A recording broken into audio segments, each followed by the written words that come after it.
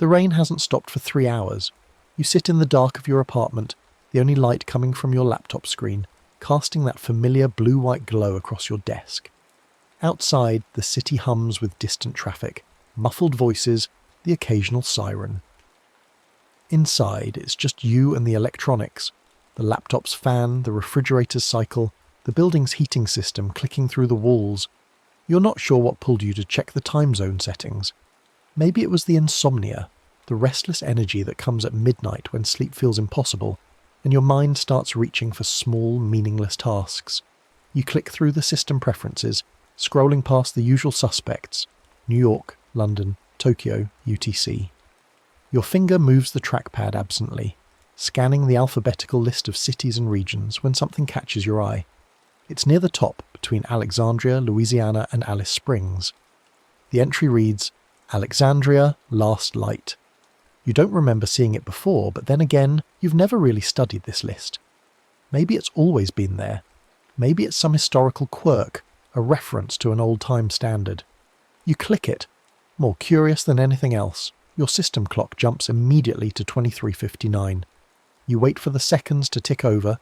The digital display sits there, frozen. 23:59.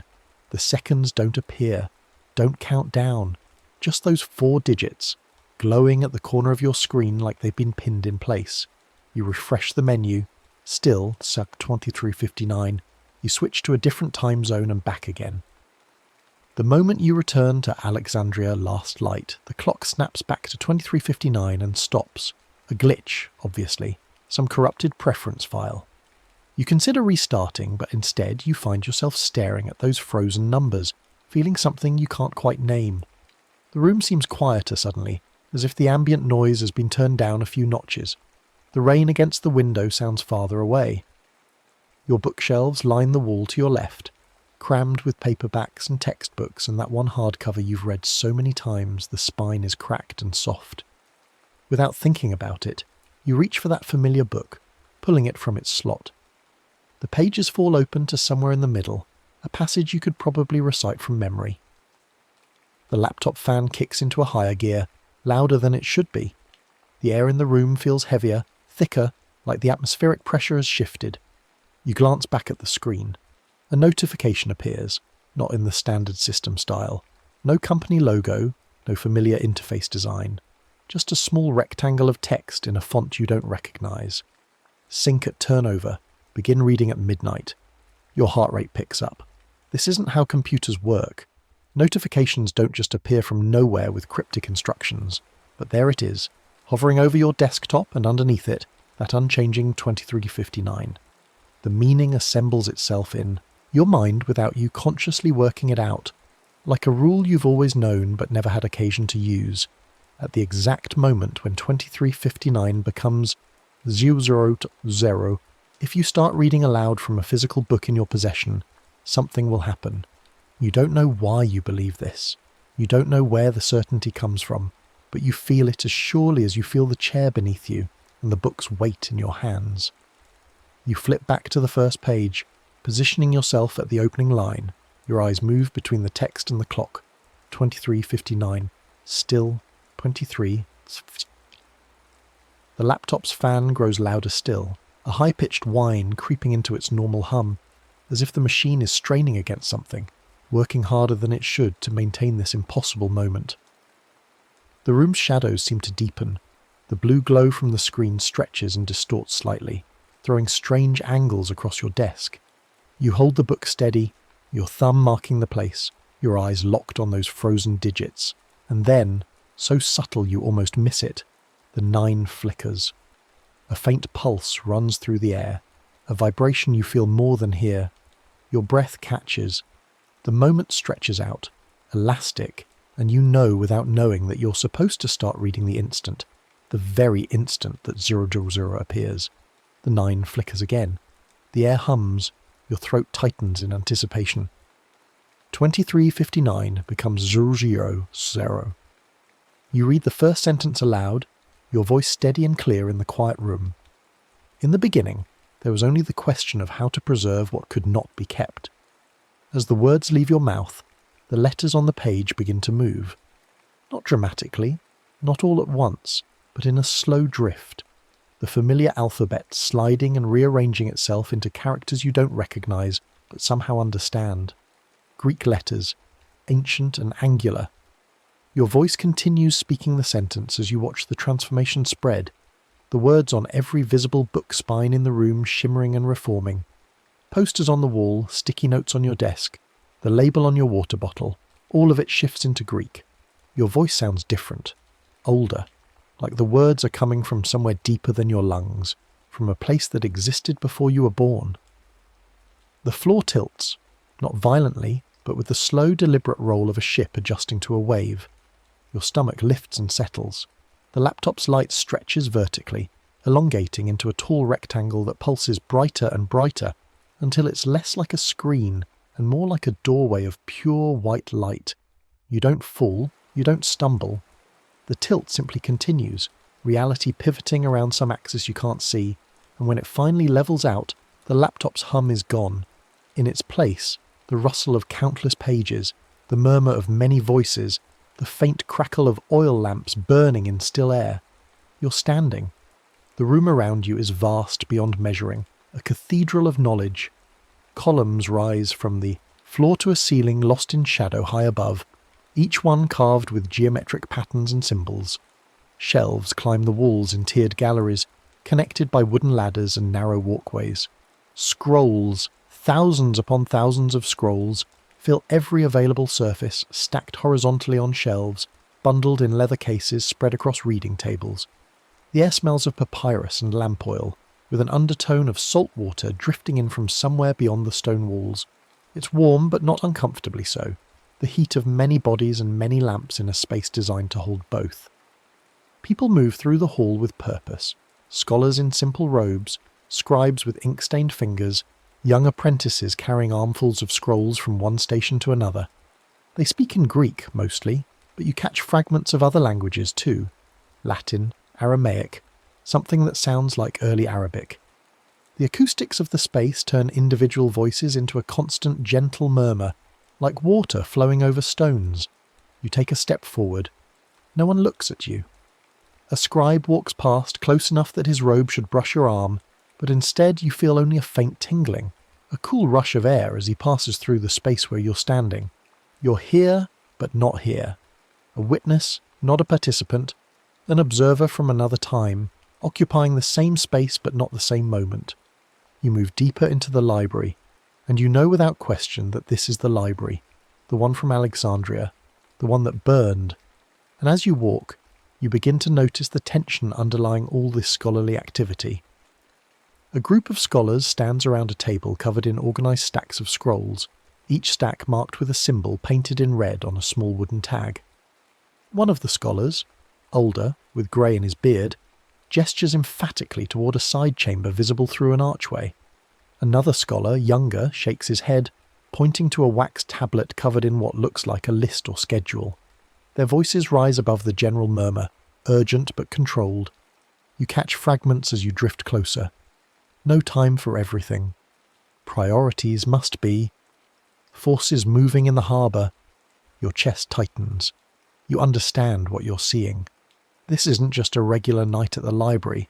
This is triage. This is the last careful organisation before chaos arrives. Moving through the hall, you see more signs. Sealed bundles of scrolls being carried toward inner chambers. Scribes working with unusual speed to copy certain texts, their hands moving in rapid practice strokes. Near one of the large windows, you spot a small crowd gathered, looking out towards something you can't see from this angle. You find stairs leading upward, winding around one of the massive columns. No one stops you, no one can see you, so you climb. The stairs are worn smooth in the centres, centuries of feet passing up and down. At the top, you emerge onto a balcony that overlooks both the interior of the library and through a series of arched windows the city beyond. Alexandria at night is a constellation of torchlight and lamp flame. The streets glow with scattered points of fire. The harbour reflects the moon and the lights of ships. It's beautiful, but there's something wrong with the pattern. Too many lights moving in formation, too many torches concentrated in certain areas, spreading like burning oil on water. And in the distance, From a direction you can't quite pinpoint, you hear it. Shouting, the metallic clash of weapons, the low roar of a crowd working itself toward violence. The library stands at the edge of that roar, still safe, still calm, but not for long.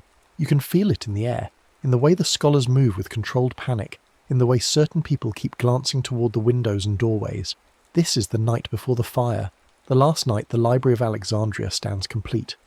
Behind you, somewhere in the back of your awareness, you feel a faint digital pulse. Your laptop's clock still frozen at 0, waiting in another time. You descend back into the main hall, drawn by some instinct toward a large table near the centre. A scroll lies partially unrolled there, weighted down with smooth stones at each corner. As you approach, no one interferes. The scholars around it are focused on a different set of documents, their attention elsewhere. The scroll's surface is covered in dense Greek text, the ink a rich brown-black that has seeped slightly into the papyrus fibres. In the margins there are diagrams, geometric figures, star maps, what looks like a mechanical device with labelled parts. The writing is beautiful, each letter formed with care, the work of someone who understood that knowledge and aesthetics need not be separate. You lean closer, and the text seems to shift, to lean toward you, as if inviting you to read. Words emerge from the general flow, phrases that catch your eye. The body heals itself when given. Rotation of the sphere demonstrates. Mixture of elements in proportion. And then, like a voice speaking directly into your mind, you understand the rule. The way back. The price. To return to your own time, you must choose one sentence from any scroll in this library. Only one sentence, no more, no less. You must memorize it perfectly, every word, every pause, every nuance of meaning. When the flames reach the highest shelves of this hall, when the first true destruction begins, you must speak that sentence clearly into your laptop's microphone. The sentence will bridge the gap, pull you back across the centuries. But there's a cost. Each sentence you carry back erases something from your own time. One piece of modern knowledge will vanish from the world, gone as if it had never been discovered. Not from your memory. You'll remember both what was and what now is, but from everyone else's. From the textbooks and databases and collective understanding of your century. Something that was certain will become uncertain. Something that was known will become forgotten. The weight of this settles into your bones. You straighten up, looking around the library with new eyes. This isn't just a collection of ancient wisdom. It's a marketplace of terrible choices. You begin to move through the hall with purpose, reading labels, examining categories. The library's organisation becomes clear. Astronomy and mathematics in the eastern galleries, medicine and natural philosophy in the western chambers, literature and history in the northern sections, mechanics and practical arts in rooms near the southern entrances. Each scroll represents something lost to history, something your world has spent centuries trying to rediscover or replace. What if one of these sentences contains knowledge that could change medicine, prevent suffering, advance understanding? What if a single line from a medical text could save lives? But then the cost comes back to you, cold and certain. What if that same sentence erases antibiotics from your world? What if everyone wakes up tomorrow and penicillin is just a historical curiosity, something that never quite worked, a failed experiment? How many lives would that cost? You pass a scroll on navigation, detailed star charts that show constellations with notations about their movements. Another sentence that could change everything, or erase GPS, satellite navigation, the entire global positioning infrastructure that your world takes for granted. A scroll on mechanics catches your eye. Diagrams of what looks like a water-powered device, complex and clever. You read a single sentence describing its function, and even in translation, even across the centuries, you can tell it's brilliant. But what would you lose? What technology would blink out of existence?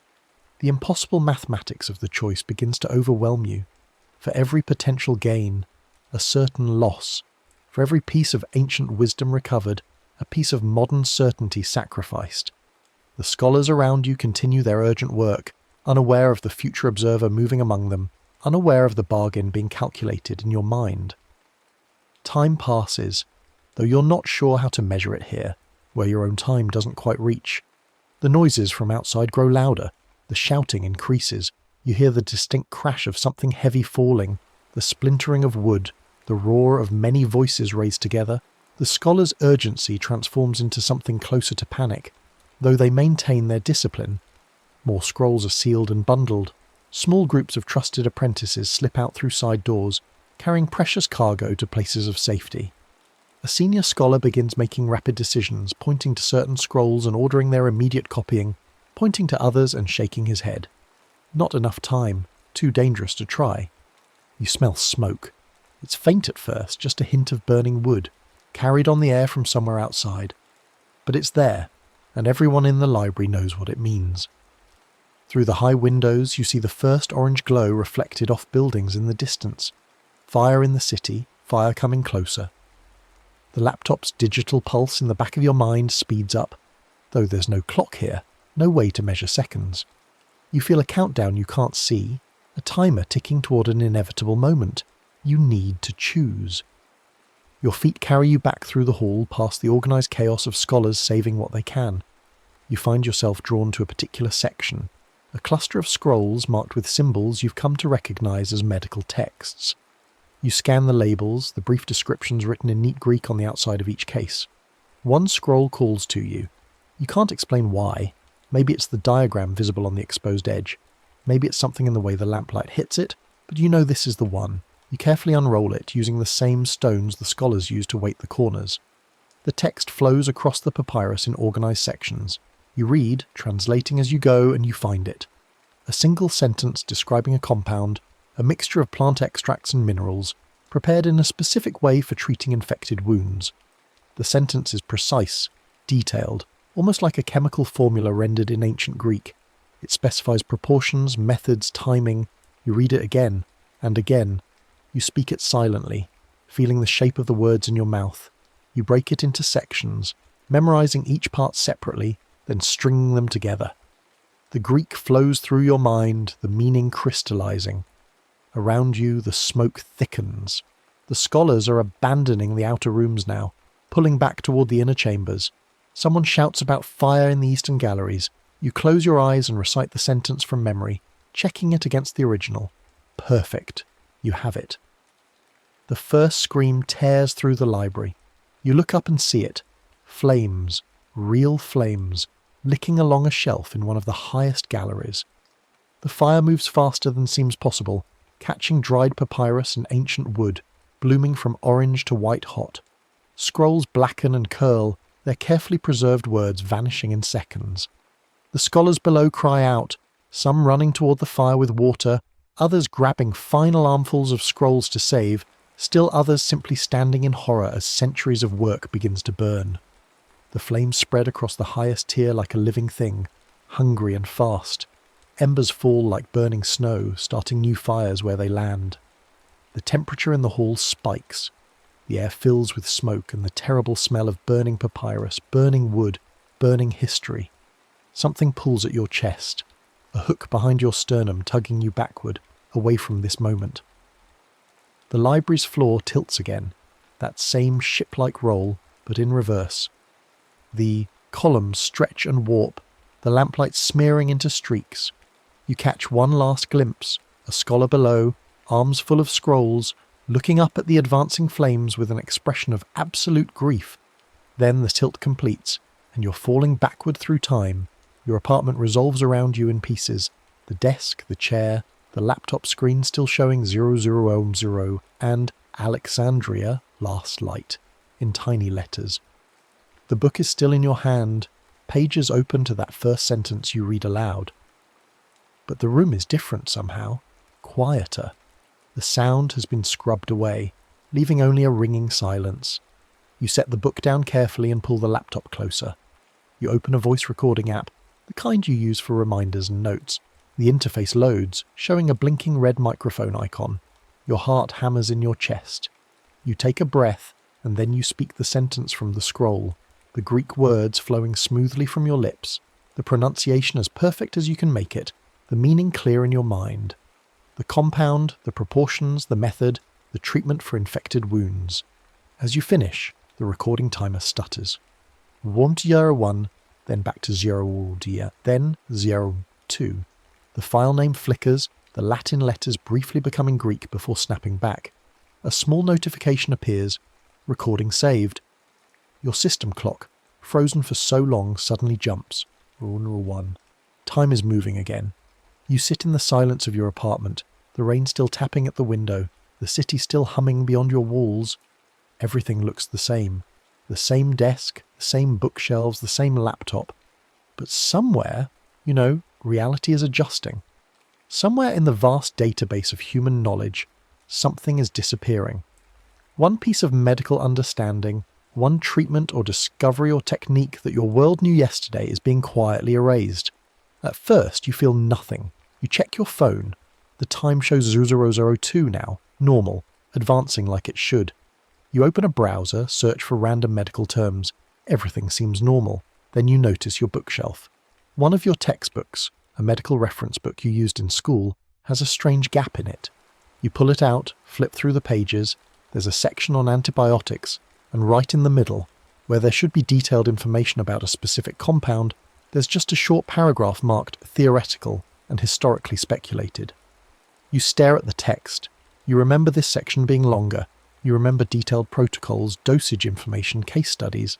Now it's just a vague historical note about a treatment that showed promise in limited trials, but was never successfully replicated. You put the book back, your hands slightly shaky.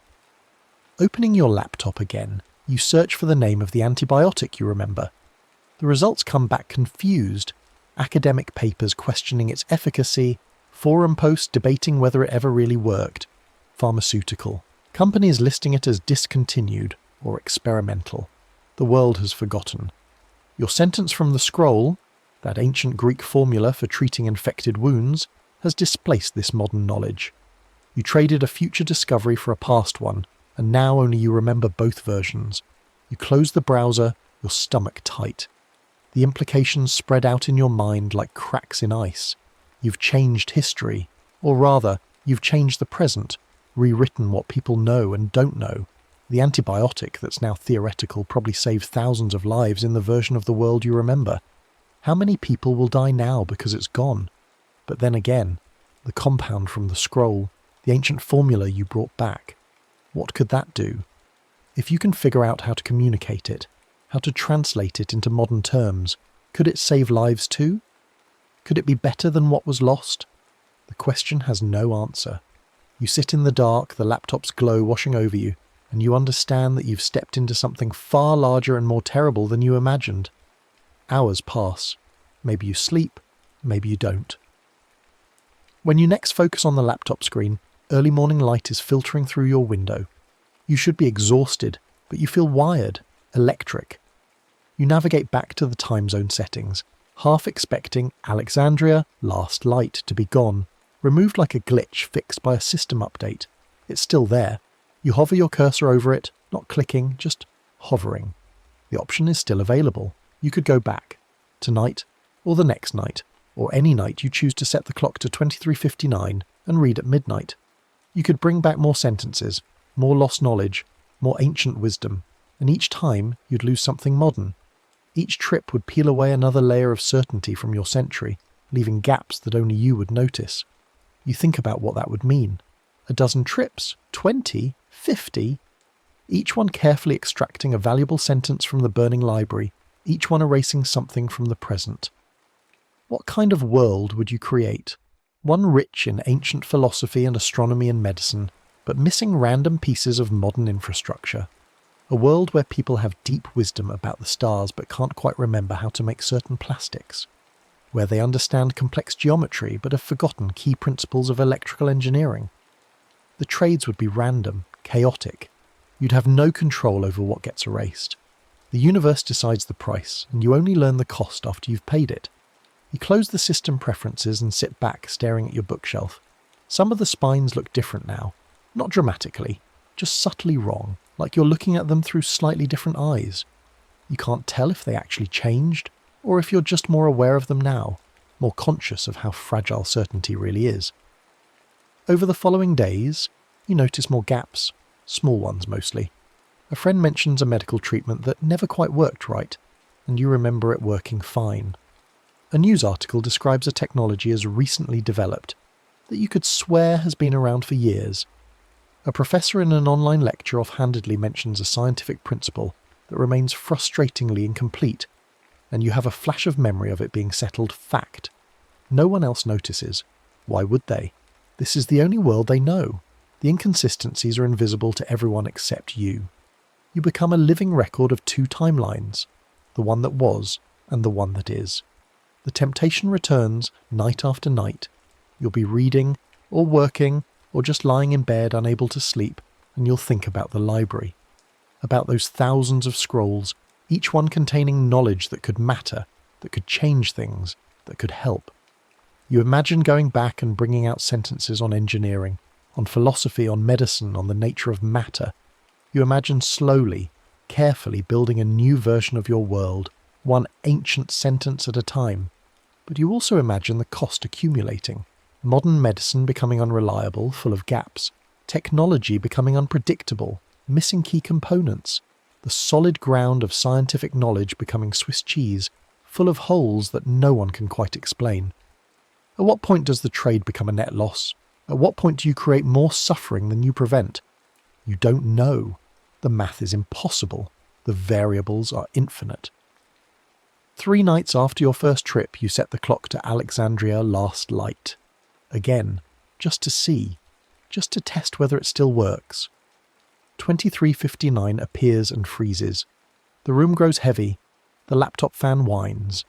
You sit there with a book in your hands, watching the unchanging numbers, feeling the weight of the choice pressing down on you. You could read at midnight. You could go back. You could bring something else through. The clock stays frozen. The moment stretches. Your finger hovers over the trackpad, ready to switch back to your normal time zone, ready to let midnight pass in the ordinary way, but you don't click. Not yet. Because the truth is, you want to go back.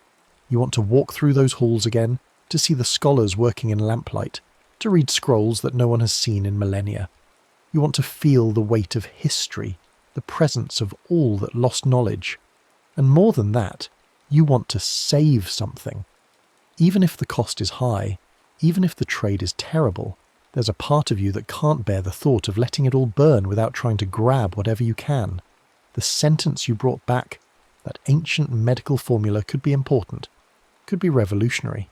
You don't know yet. You haven't had time to work out the modern equivalent, to translate ancient measurements into contemporary terms. But it's there, preserved in your memory, a seed of knowledge that might grow into something that matters. Isn't that worth it? Isn't saving even one thing from the fire worth the price? You watch the clock. 23:59. Frozen. Waiting. You think about the world you're creating with these trades. A world that remembers ancient wisdom but forgets modern certainties. A world that looks backward and forward simultaneously, caught between two versions of knowledge. Is that better or worse than what you had before? You don't know. Maybe there's no objective answer. Maybe it depends on what you value, certainty or wisdom, modern safety or ancient understanding, the comfort of complete knowledge or the excitement of recovered mystery. The clock doesn't advance. It won't, until you either read at the turnover or switch away from Alexandria's frozen time. Your apartment is silent except for the laptop's strained fan and your own breathing. Outside, the city goes about its ordinary business. Billions of people living in a present that has already been slightly altered by your first choice, though none of them know it. You are the only one who carries both worlds in your head. The only one who remembers what was traded away and what was brought back. The only one who knows about the libraries last night and the strange bridge between then and now. The weight of that knowledge sits heavy in your chest. It's lonely, being the only witness to your own changes. It's frightening, holding the power to reshape what everyone knows without any of them being aware of it. But it's also intoxicating. The power to recover what was lost. The ability to reach across centuries and pull wisdom forward into a world that desperately needs it. You look at your bookshelves again, at all those volumes full of modern knowledge, built up over generations of discovery and experiment and careful documentation. Solid, reliable, true, except now you know how fragile it all is, how easily pieces can be erased, replaced, forgotten, how the ground beneath certainty is thinner than anyone realizes. The clock still shows 23:59. The choice is still available. Tonight, tomorrow, any night you want. You think about the flames spreading across the library's higher shelves, about the scholars' faces as they watch their life's work burn, about the scrolls curling and blackening and vanishing into ash. You think about all the sentences you didn't save, all the knowledge that was lost forever while you carefully memorized just one line. How many trips would it take to save something truly significant? How much of your own century would you be willing to sacrifice? The questions spiral. There are no easy answers. There might not be any answers at all. Finally, as the first hints of real dawn start to brighten your window, you move your cursor to the time zone menu and switch back to your local time. The clock jumps immediately to 05:47, resuming its normal forward march. The weight in the air lifts. The laptop fan quiets to its usual hum. The room feels ordinary again, but you know the option remains. Alexandria, Last Light is still there in the list, still waiting, still offering its terrible trade. You close the laptop and stand, stretching muscles stiff from sitting too long. You need sleep. You need to process what you've done, what you've changed, what you might do next. But as you move toward your bed, you catch a glimpse of your reflection in the dark window. Tired, thoughtful, marked by something invisible. You look the same as you did yesterday, but you're not the same. You're carrying knowledge that no one else has, memory of a world that no one else remembers. You're living between two libraries now, the modern one, built on centuries of methodical discovery, and the ancient one, burning forever in that last terrible night.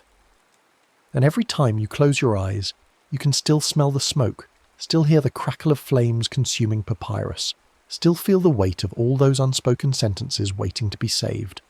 The choice will be there tomorrow night, and the night after, and the night after that.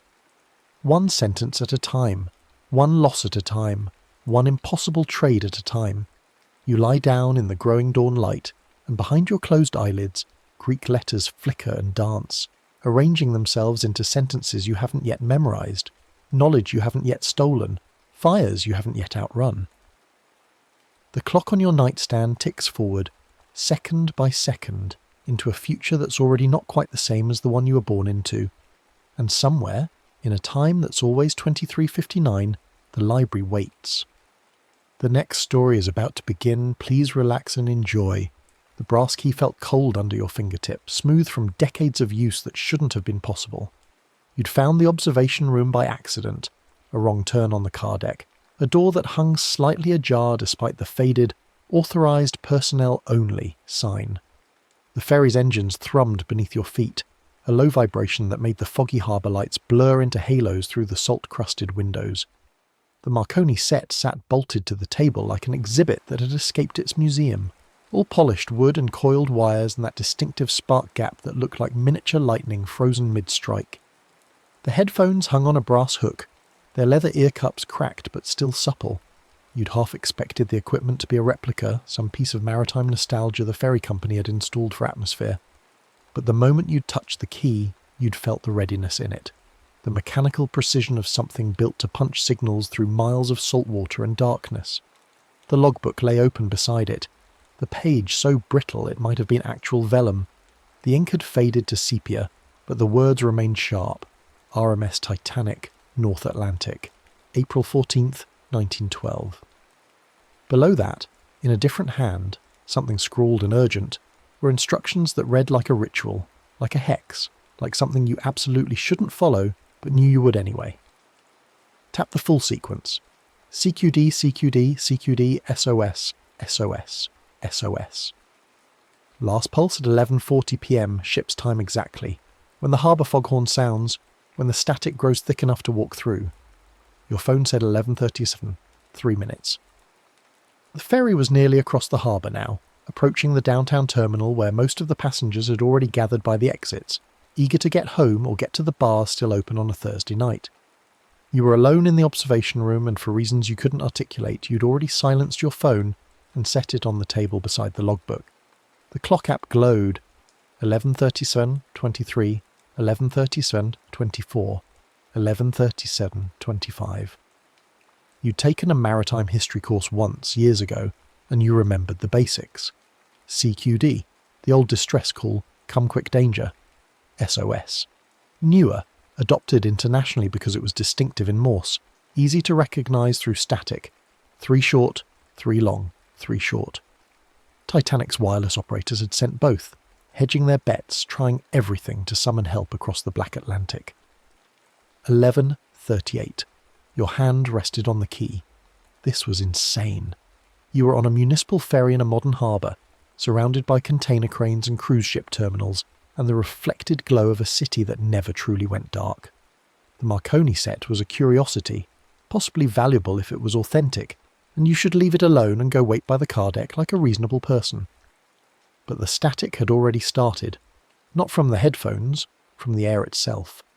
A faint hiss that seemed to come from the corners of the room, from the gaps in the window, frames, from the spaces between seconds. The ferry's engines faded to a distant hum.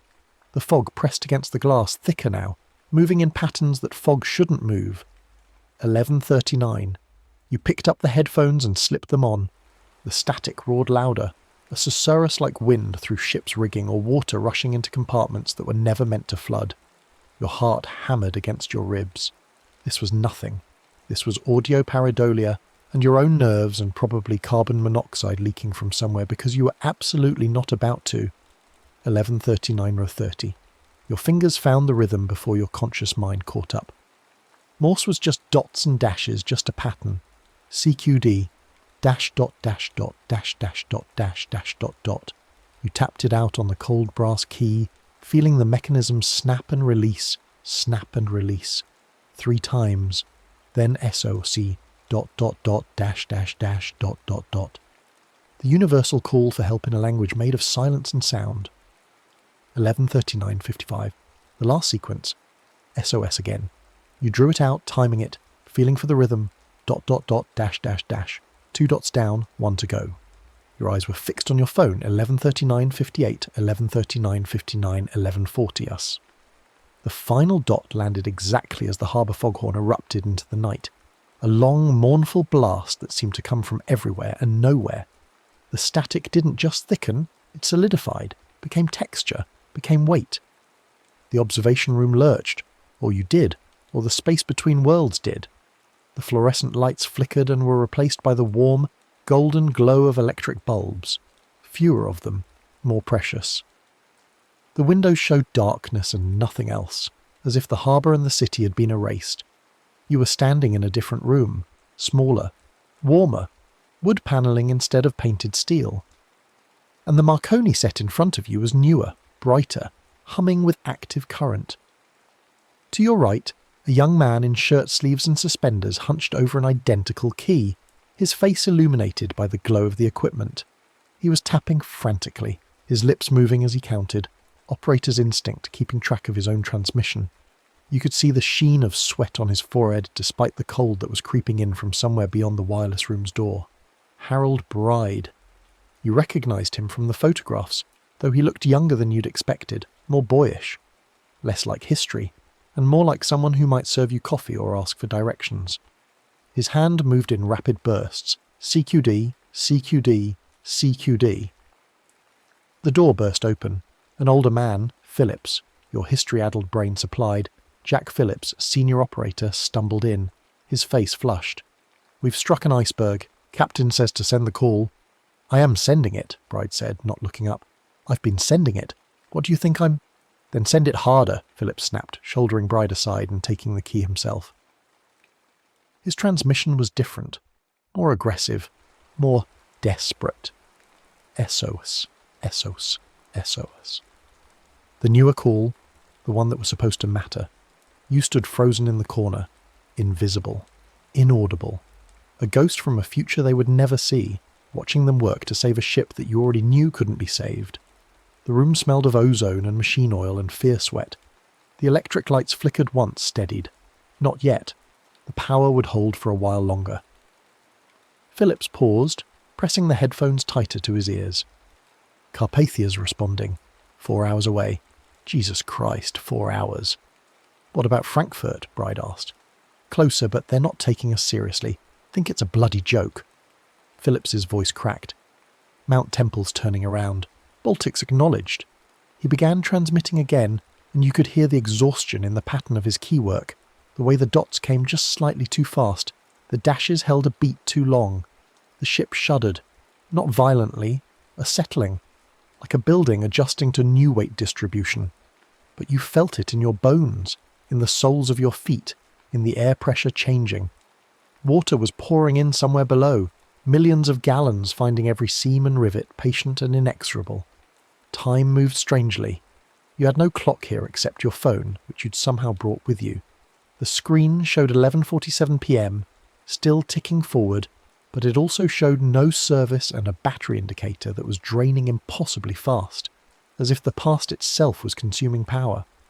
You had to stay until 2:20, another 2.5 hours.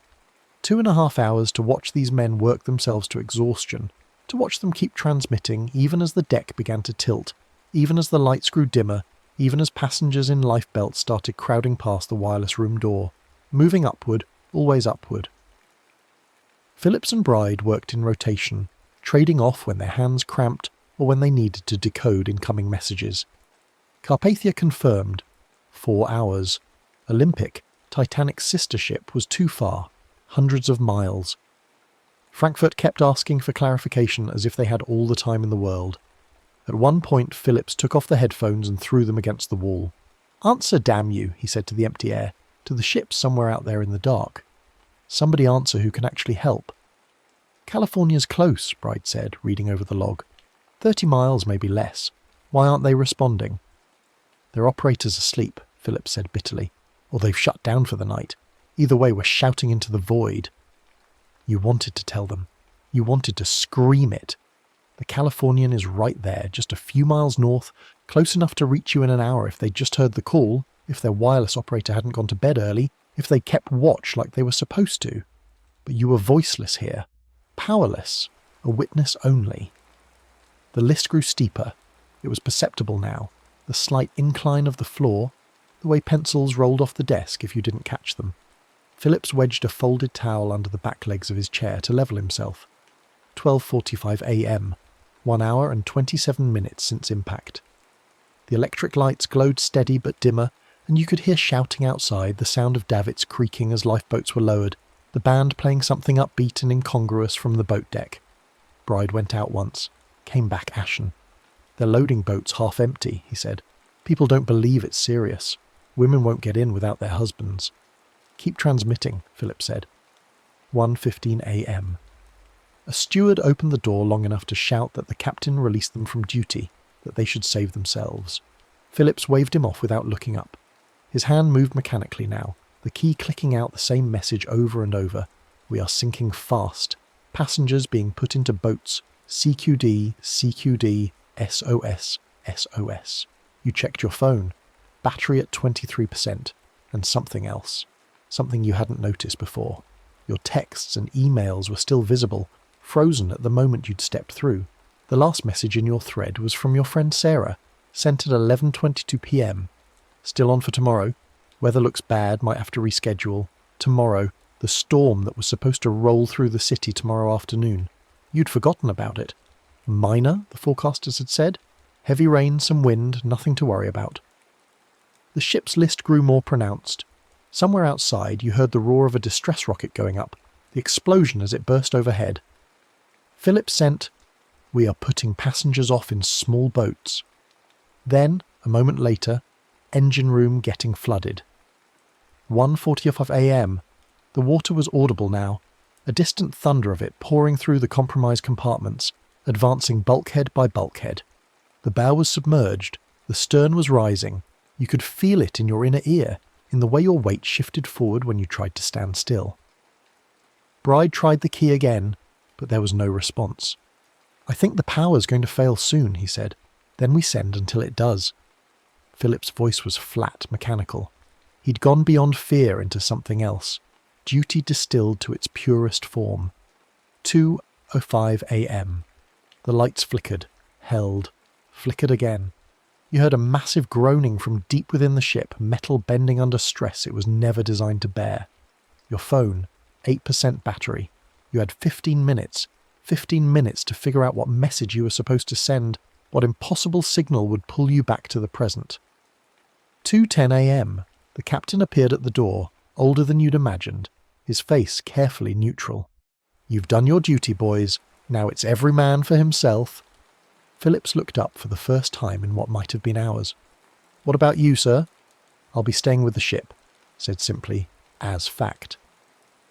The captain nodded to them and was gone. Bride stood, swaying with the list. "Come on, Jack, we should—" "One more message." Phillips bent to the key. "One more." 2:17 a.m. The lights dimmed to a deep amber, then surged once more. The engineers below still fighting, still stoking the boilers with seawater rising around their knees. You moved to the Marconi set, your hands hovering over the key. 3 minutes. You had to send something at exactly 2:20, had to address it to your harbour's call sign, but you didn't know what that was, didn't know if... Your phone screen showed it. Just there, in the ferry service app you'd downloaded months ago and barely used. Harbour Control. Call sign WXT7. The app shouldn't be working. Nothing should be working. But there it was. Philip slumped back in his chair, exhausted. Bride grabbed his arm. "Jack, we have to go." "Go," Philip said. "I'm right behind you." Bride hesitated, then stumbled toward the door. The floor tilted sharply, and he had to catch himself on the frame. He looked back once, at Phillips, at the glowing tubes of the wireless set, at the corner where you stood unseen, and then he was gone, climbing upward toward what lifeboats might remain. Phillips sat at the key. His hand moved, CQD, then stopped. Started again. SOS. Stopped. The lights were failing, the power cycling down as the water claimed the generators one by one. He rested his forehead against the cold wood of the desk. 2:19 a.m. You reached for the key. Your hand passed through Phillips first, a sensation like cold static, like touching a television screen, and closed on the brass. The logbook instruction was clear. Send one impossible message. Address it to WXT7. Do it as the power fails. You began to tap. CQ. The general call, attention all stations, DE WXT7. Then you sent your own message, the only one that made sense. Received your call. All signals understood. Standing by. The power failed. Not gradually, completely. The lights snapped off. The hum of the wireless set died. The ship groaned one final time, a sound like the world breaking, and the floor lurched vertical. You felt yourself falling, or rising, or both. The static roared back, deafening now, and then you were on your knees on the observation room floor. The ferry's engines thrummed beneath you. Fluorescent lights buzzed overhead. The Marconi set sat silent and cold, its key motionless. Your phone clattered on the linoleum. 2:23 a.m., 47% battery, connected to ferry guest Wi-Fi. You sat there shaking, your hands still cramped from transmitting, your ears ringing with phantom static. The ferry's PA system crackled. Now arriving at downtown terminal, all passengers with vehicles, please return to the car deck. You picked up your phone. The text from Sarah was still there. Still on for tomorrow? Weather looks bad, might have to reschedule. But there was a new message above it, one that definitely hadn't been there before, time-stamped 2:21 a.m. Severe. Weather warning cancelled. Storm system dissipated unexpectedly. Forecast now calls for clear conditions through the weekend. You stared at it, refreshed your weather app. She was right.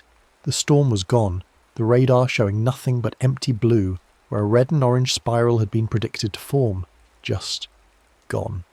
As if it had never been coming at all. A coincidence. Weather was unpredictable.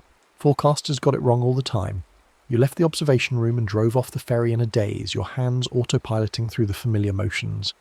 You made it home and stood in your apartment, looking at the city lights scattered across the harbour, and you tried to convince yourself that you'd fallen asleep in that locked room, that you'd dreamed the whole thing, that stress and fog and isolation had conspired to create a vivid hallucination. But you could still feel the vibration of that key under your finger. Could still smell the ozone. You didn't sleep that night. At dawn you searched news sites for storm updates and found only meteorologist bafflement.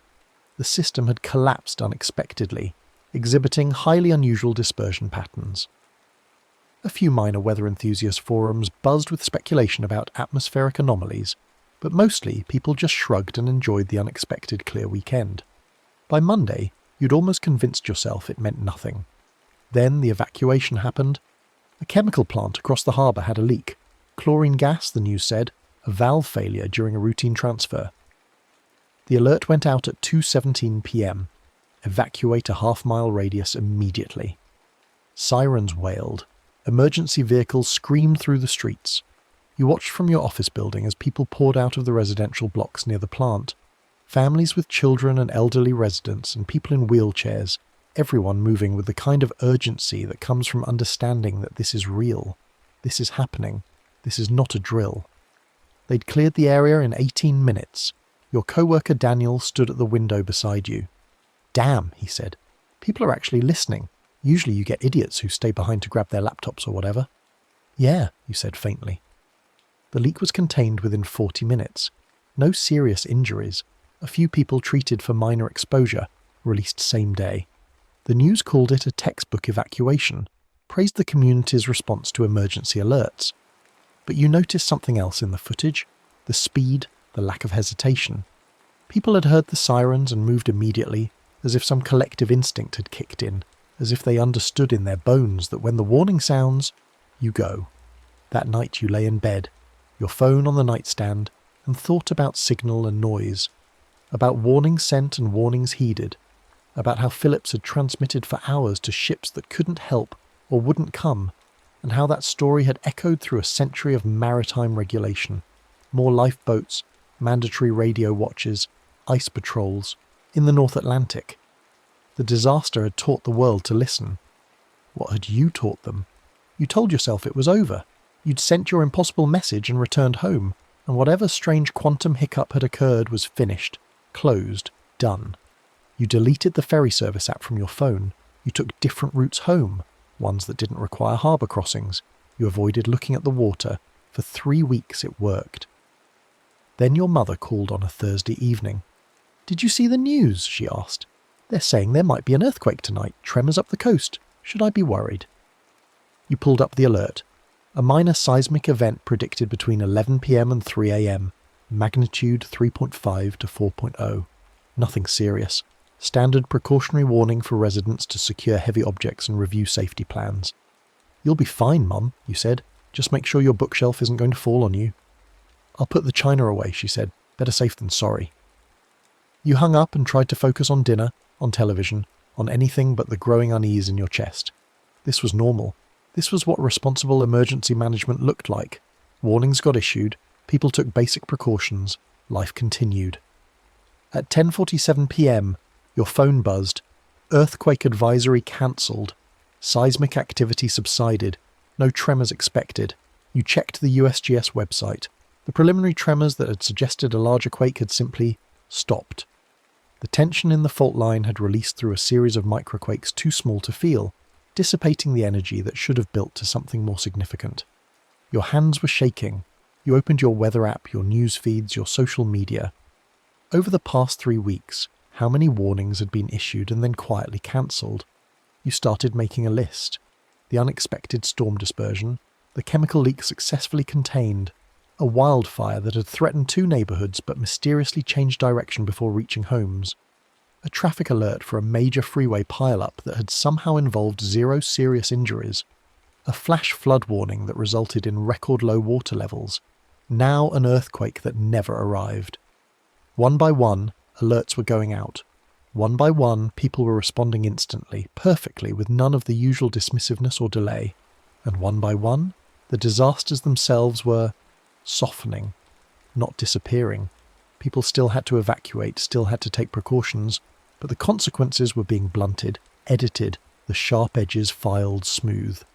You thought about the Marconi set still sitting in that locked observation room, about the logbook's warning. Every successful return quietly edits how your present treats warnings and signals. You'd sent a message backward through time saying received your call, all signals understood, standing by. And something, causality, fate, the universe's sense of irony, had taken you at your word. Your present was now, a place where signals were always received, always understood, always acted upon immediately, where warnings and alarms and messages of danger were treated with the kind of seriousness that comes from knowing, bone deep, what happens when you ignore them. It should have been a good thing. It was a good thing. Lives were being saved. Disasters were being mitigated. The collective trauma of Titanic had finally metastasized into a global immune response, a learned behaviour. When the signal comes, you listen. You should have been satisfied with that. But over the next 2 months, you began to notice the other changes, the subtle ones. Your friend Marcus missed a dinner because he'd pulled over for an emergency vehicle, standard practice, nothing unusual, but then spent 45 minutes in his car afterward, unwilling to resume driving until he was certain no other sirens were coming. "You never know," he said when you called him. "Better to wait." Your co-worker Jennifer started checking her phone every few minutes, refreshing her emergency alert apps, scanning for tornado warnings even though it wasn't tornado season. "Just staying informed," she said. But her jaw was tight, and you could see the exhaustion in her eyes, the weight of constant vigilance. The news reported a spike in sales of emergency kits, battery-powered radios, backup generators, perfectly reasonable preparedness. But the tone in the reports was off, tinged with a nervousness that went beyond normal civic responsibility. FEMA started running more drills. Cities tested their sirens weekly instead of monthly. Schools held evacuation exercises with increasing frequency. At the grocery store, you noticed people checking their phones in the aisles, pausing mid-reach for cereal boxes to scan for alerts. In restaurants, conversation stopped when anyone's phone buzzed. Drivers pulled over at the first hint of a siren, even if it was blocks away, even if it was clearly heading in a different direction. The world had learned to listen, but it couldn't stop listening. You went back to the ferry on a Saturday night, late, when the fog was rolling in thick again. You found the observation room unlocked this time, as if it had been waiting for you. The Marconi set sat exactly as you'd left it. The logbook was still open to that same page, April 14th, 1912. But there was new text in the margin, in that same urgent scrawl. The first return is free. The signal saves. But every subsequent return doubles the weight. Choose carefully. You understood. You could go back again. You could send another message, could avert another disaster, could save more lives. The mechanism was available, the pathway open. All you had to do was tap out the sequence at the right time, let the static take you, and send your impossible signal from the past. But each time you did, the present would learn the lesson again, would internalize it more deeply, would grow more responsive to warnings, more reactive to alarms, until what? Until people lived in a constant state of emergency readiness? Until the act of hearing a warning became indistinguishable from experiencing the disaster itself? Until every car alarm and test of the emergency broadcast system sent people fleeing to their basements?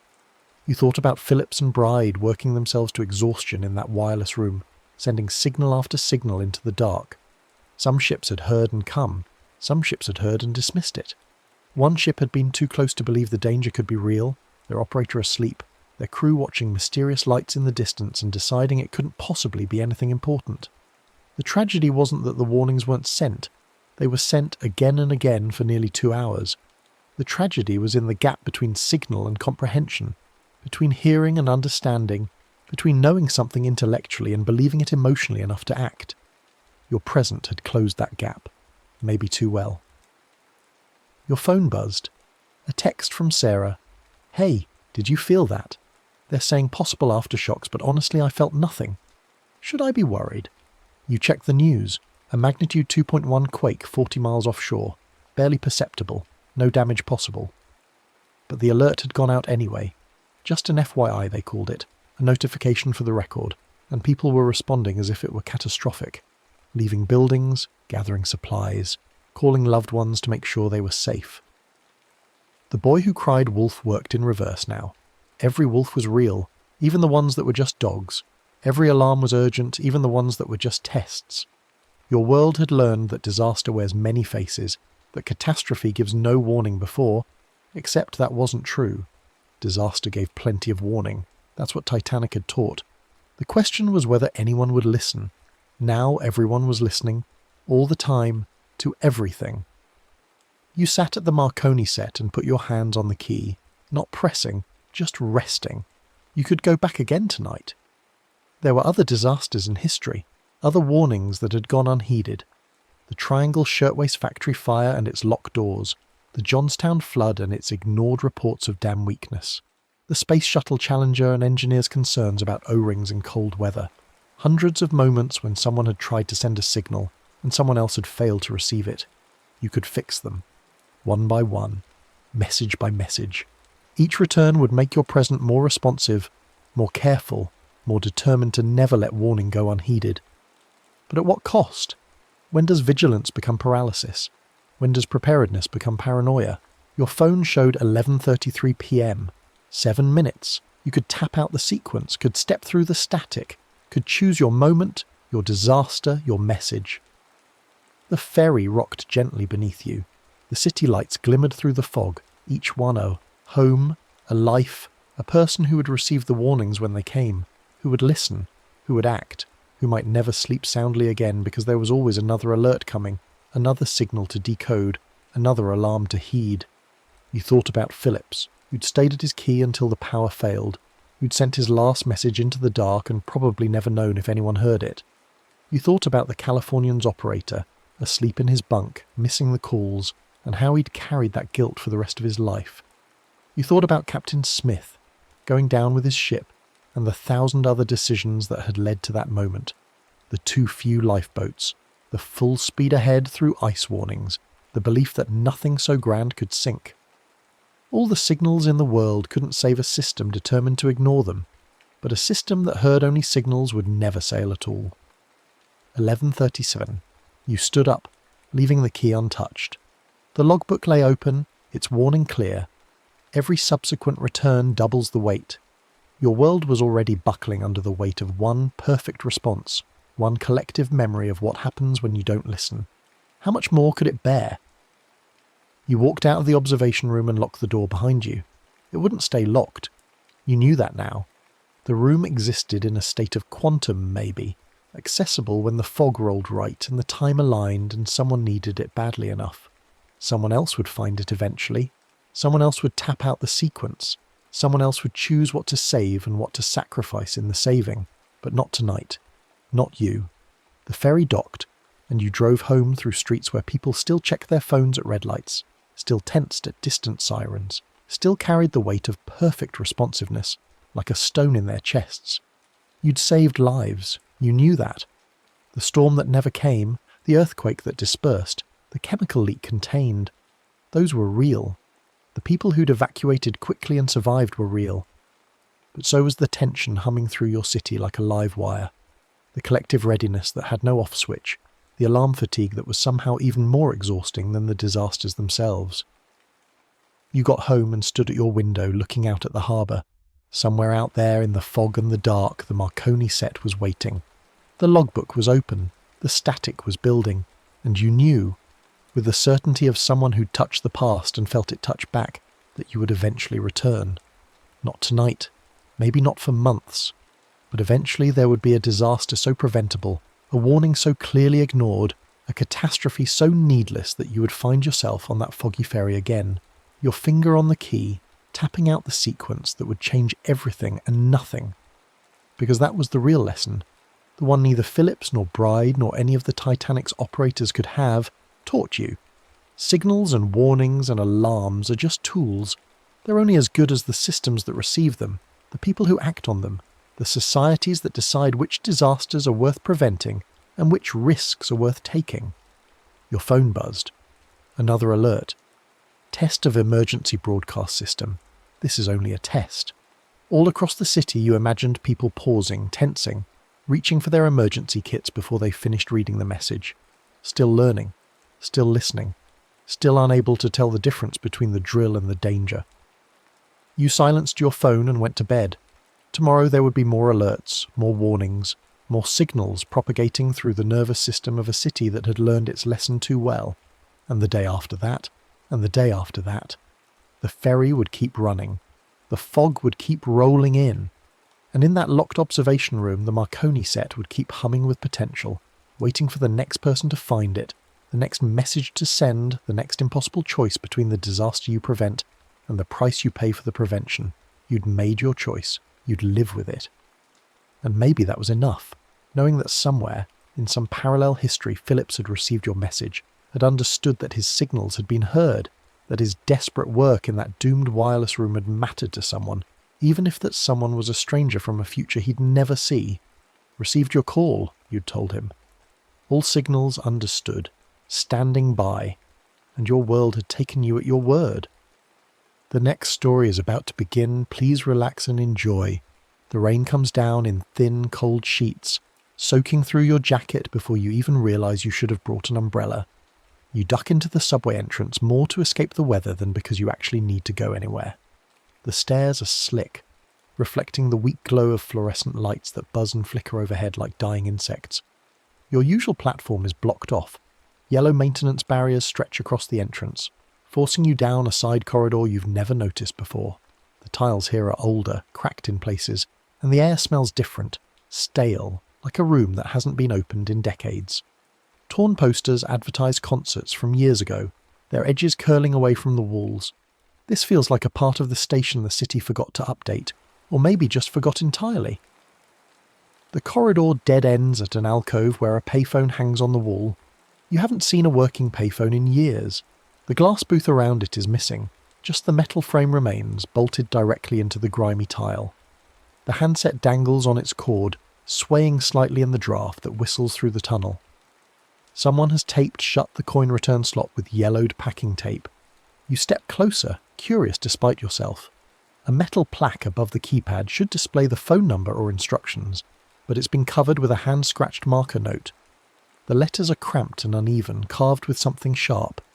Berlin, 09, Nov, 1989. You reach out and lift the handset, expecting the dead silence of a disconnected line.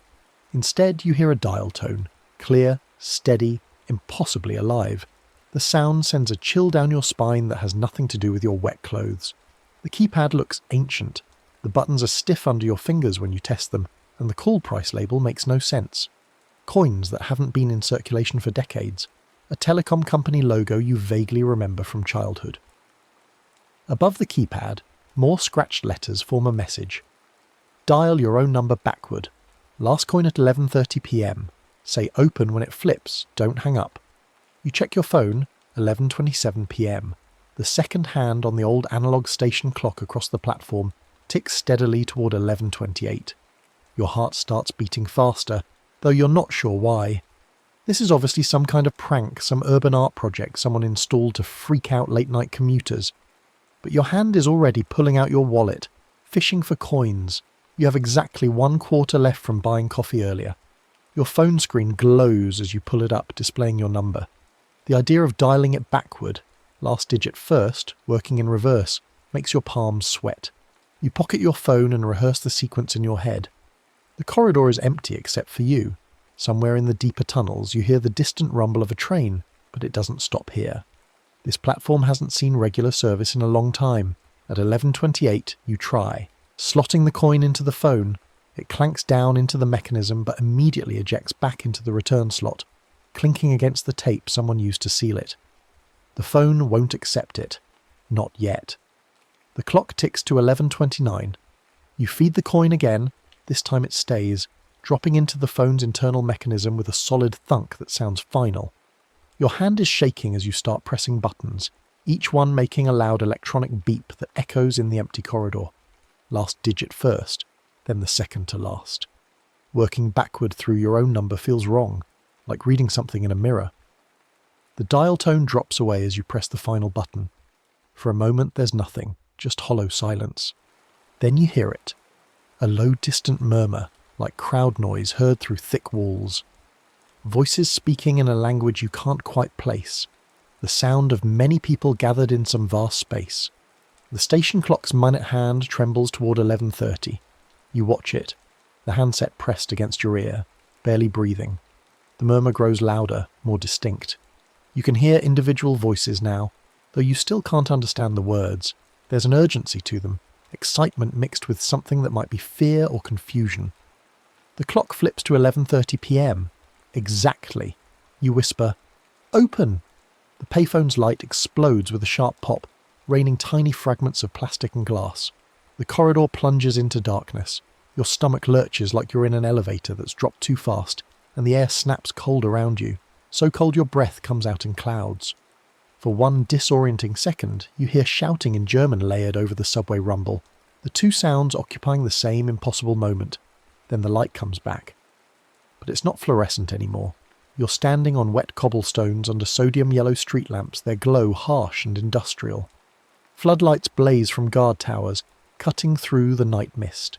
You blink, trying to process what you're seeing. The subway corridor is gone. The payphone is gone. You're outside in the middle of a street that looks like something from a documentary. Checkpoint Charlie. Even if you didn't know the name, you'd recognise it from history books and films. The white guard booth, the signs in multiple languages, the concrete barriers dividing the street. Beyond them, the wall rises, scarred with graffiti and weathering, stretching away in both directions until it disappears into the darkness. It's November 9th, 1989. Somehow, impossibly, you know this with absolute certainty. Crowds press against the barriers on both sides. People wave banners and homemade signs. Faces show anxiety, excitement, disbelief. A strange mixture of emotions you've never seen outside of footage of historical events. The air smells like cold concrete and exhaust fumes and something else. Something charged and electric that you can't quite name. You try to move and discover you can. You can walk, breathe, look around, but no one seems to see you. A man in a heavy coat walks right through the space where you're standing, and you feel a momentary chill pass through your chest. He shivers and scratches at his neck, but he doesn't turn around. You're here, but you're not. An invisible observer to history. Cold mist curls through the beams of searchlights. Somewhere nearby, radios crackle with confused announcements. You catch fragments, words about travel, visas, immediately, without delay. Border guards huddle in small groups, looking uncertain. The crowd's energy builds, wave after wave of it pushing against the barriers. Where the payphone should be, where you remember it being just seconds ago in your subway corridor, there's only a section of the wall itself, high and imposing, covered in layers of graffiti, its concrete surface scarred by weather and time. You drift closer to the actual checkpoint barrier. The painted lines on the pavement mark where east stops and west begins, though these lines are becoming increasingly meaningless as the night progresses. Families clutch documents with shaking hands. Young people chant something in German you don't understand. Older faces stare in stunned silence, as if afraid to believe what they're witnessing. A woman next to you is crying, but she's smiling too. She says something to the man beside her, and he nods, unable to speak. You move through them, a ghost at their celebration. The crowd fragments into dozens of conversations, each one a different piece of the story unfolding. They said on the news, "My sister is on the other side. Don't know if they'll let us through. Cannot believe this is happening." Word is spreading faster than official instructions can be issued. Some crossings have been allowed, others haven't. The guards themselves seem confused about what they're supposed to do. The night has the feeling of something balanced on a knife's edge, about to tip in a direction no one can predict. Beneath it all, faint but persistent, you hear something that doesn't belong. The tick of a station clock. Your station clock from your forgotten subway platform, somehow threading through time to reach you here. The sound is your heartbeat and your anchor, the only thing connecting you to the present you left behind. Then you remember the second part of the rule, the instruction you saw scratched beneath the first message. Find a working phone booth on this side of the wall, call the same broken subway payphone at the instant the first chunk of concrete is smashed free. That's how you get back. In the distance, you hear metallic clanking sounds. People have started climbing onto the wall. You can see their silhouettes against the floodlights, dark figures scrambling up the graffitied surface. Some of them have hammers. The first blows ring out, hammer against concrete, a sound that will echo through history. But when is the first chunk? The first crack in the surface? The first piece that actually falls free? The first officially sanctioned removal? The timing will be chaotic, and if you miss it, you don't want to think about what happens if you miss it. You test your presence by deliberately walking toward a guard. As you pass through his personal space, he shivers and looks around, confused. His hand goes to his neck, scratching, as if he felt a cobweb or a cold draft. But he doesn't see you. When you concentrate hard on the distant ticking of your subway clock, the scene around you fades slightly. Colours lose saturation. Sounds become muffled. The world here is somehow conditional, dependent on your attention to maintain its solidity. Staying too long will either snap you back randomly, or worse, embed you so deeply in this night that you become part of it permanently. Another thought strikes you, chilling in its implications. If your present can be reached from here, if a payphone in your time can connect backward to this moment, then the reverse must also be true. Changes made to borders tonight might echo forward through time. Every wall that falls here might erase a different kind of boundary in your own world. You need to find a phone booth, now. You peel away from the checkpoint, moving through East Berlin's streets. The buildings here are low and Soviet bland, storefronts with dim signs, trabants parked haphazardly along curbs. People stream toward the wall from every direction, called by news spreading through underground networks and official broadcasts that contradict each other. You walk for what feels like hours but might only be minutes. Time is strange here, elastic. Finally you spot it. A glass phone booth glowing under a weak streetlight, its door propped open with a brick. The handset dangles on its cord. You run the last few meters, your feet somehow making no sound on the cobblestones. Inside the booth, a phone directory hangs lopsided from a chain. The glass is fogged with breath and covered in graffiti, names, dates, messages scratched and drawn by countless users. You lift the handset. There's a dial tone. The line is alive. Behind you, the roar from the direction of the wall grows louder, more people climbing, more hammers striking concrete, the sound of history being physically dismantled one blow at a time. You realize you know the subway payphone's number. You didn't memorize it consciously, but it's in your head as clearly as your own number, maybe because you dialed your own number backward to get here. The knowledge is just there, waiting. You start dialing. The numbers click through the mechanical system and the line rings once before dissolving into that layered murmur you heard before. Voices and time mixing together in a sound that shouldn't exist. The crowd erupts in a new roar. You hear it distinctly. The sharp crack of concrete breaking, a sound like thunder but localized, followed by cheers. The first unmistakable piece of the wall coming free. You time it, perfectly saying the word into the booth's mouthpiece just as the sound of falling concrete reaches your ears. Open. The booth light flickers. The cobblestones under your feet feel like subway platform tile for one disorienting heartbeat. The sound of Berlin and the sound of your city overlap, occupying the same moment. Then the cobblestones solidify again beneath you. You're still here. But something has changed. You feel it in your chest. Something tugging loose, a tension releasing. The subway clock's ticking is louder now, closer. The call partially worked. You're a step nearer to home. In your present, though you can't see it, the first border has been erased. A long-disputed line on your city's digital maps, boundaries between districts that communities have argued over for years, quietly vanishes from every app and database and street sign.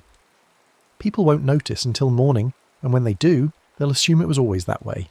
You realize with sinking certainty that one call isn't enough. The wall doesn't fall in a single moment. It falls in stages, through dozens of breaks and openings spread across hours. You'll have to match them, call by call, each one bringing you closer to home while erasing another border in your own time. Back at Checkpoint Charlie, you see the situation spiraling beyond anyone's control. Some guards wave people through with weary resignation. Others argue among themselves about what the new orders actually mean. Some simply step aside, removing themselves from the decision entirely. The barriers between East and West are still physically present, but they're becoming functionally meaningless as thousands of people flow through. You return to the booth. Another section of wall comes down. You hear it, the crash and the cheer. You dial again, matching your word to the moment of impact. Open. The lurch toward home is stronger this time. You can smell your city's rain cutting through Berlin's cold night air. The sound of subway rumbles overlays the sound of celebrating crowds. But you're still here, still caught between moments. The second border erases back home. Zone-based transit fares disappear overnight. The complex system of coloured rings and price tiers that has frustrated commuters for decades simply flattens into a single unified fare. Transit authorities will scramble tomorrow to figure out what happened to their systems, why every database shows it's always been a flat fare, why all the signage suddenly seems outdated and wrong. You make a third call, matching it to another decisive break. A guard gate swung permanently open, its hinges torn free. This time you feel the effect personally. A long-standing legal boundary vanishes from city code, A curfew district, a restricted area, something that has kept certain neighbourhoods separate from others. The change ripples forward through time. The fourth call comes as people start dancing on top of the wall, hammering it with tools they brought or found nearby. You dial, you time it, you say the word, and this time the cost becomes intimate and personal. Back in your present, a boundary you once set in your own life melts away. An ex you blocked 2 years ago becomes unblocked. Messages you shouldn't be receiving start arriving. A family member you cut out of your life finds their number working again when they try to call you. Doors you deliberately closed are mysteriously, impossibly open again. With each call, the boundary between Berlin and your city blurs more. When you look at the wall's graffiti now, you see it overlaying memories of your subway corridors peeling posters, the sound of hammers striking concrete echoes with the rhythm of subway rumbles. You're becoming untethered from both places, existing in some liminal space between them. The crowds can almost see you now. When you pass through someone, they don't just shiver, they jerk their heads, looking around as if they caught movement in their peripheral vision. You're becoming more real here, even as you try desperately to leave. The subway clock in your skull ticks faster, its rhythm accelerating toward alignment with your true present moment. There's a final synchronization point coming. You can feel it approaching like a wave about to break. One last moment when the symbolic barrier falls completely. A rumour sweeps through the crowd. Official demolition crews are coming. Not just people with hammers and chisels, but real equipment. Bulldozers, work crews, cameras. This will be the moment that makes every history book, the image that defines the night. You see the lights first, television crews setting up, floodlights even brighter than the permanent installations. Then you hear the engine, the heavy rumble of machinery moving through streets not designed for it. The crowd parts, and a bulldozer crawls into view, flanked by workers in hard hats and officials with clipboards. They mark a section of wall for removal, a huge symbolic piece right at the checkpoint. Cameras flash. The crowd on both sides swells, pressed together in anticipation. This is it. The defining break. You run back to the phone booth, your lungs burning even though you're not sure you're breathing real air anymore. The crowd's roar sounds muffled, like you're hearing it underwater. Everything has taken on a dreamlike quality, edges blurring, colours too vivid. You dial the payphone number one last time. The line is hot, buzzing with energy that makes the handset vibrate in your grip. Through the phone you hear both the dial tone and something else, your own city's rain, traffic sounds, the ambient noise of your present waiting for you to return. The bulldozer's engine roars. The machine angles toward the marked section of wall. The crowd counts down, or maybe they're just screaming, the sound building to a crescendo. The blade hits concrete. The wall section tips, seeming to fall in slow motion. Dust blooms into the air, caught in the floodlights, like an explosion of stars. You time your word with the exact instant the concrete slams into the ground. Open! The phone booth implodes into darkness.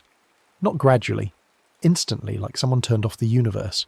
Sound collapses into a single point and then expands again, but wrong, coming from directions that shouldn't exist. You feel barriers tearing, legal boundaries, emotional walls, geographic borders, fluttering around you like paper caught in a windstorm. For one impossible second, you stand in both places simultaneously. The glass booth and the subway payphone alcove. Berlin's cheering thousands and your city's late-night emptiness. Past and present, there and here, collapsed into the same moment. Then the subway corridor snaps back into solidity around you.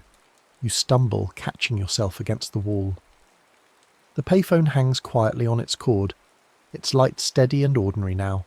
The handset is in your hand, dial tone humming. You slam it back onto the cradle with shaking hands. The marker plaque still says Berlin, 09 and Nov 1989, but it looks older somehow, like a relic or historical marker that's been here for years. The scratched instructions are still visible, waiting for the next person to read them. Your clothes are soaked with rain again, your presence rain.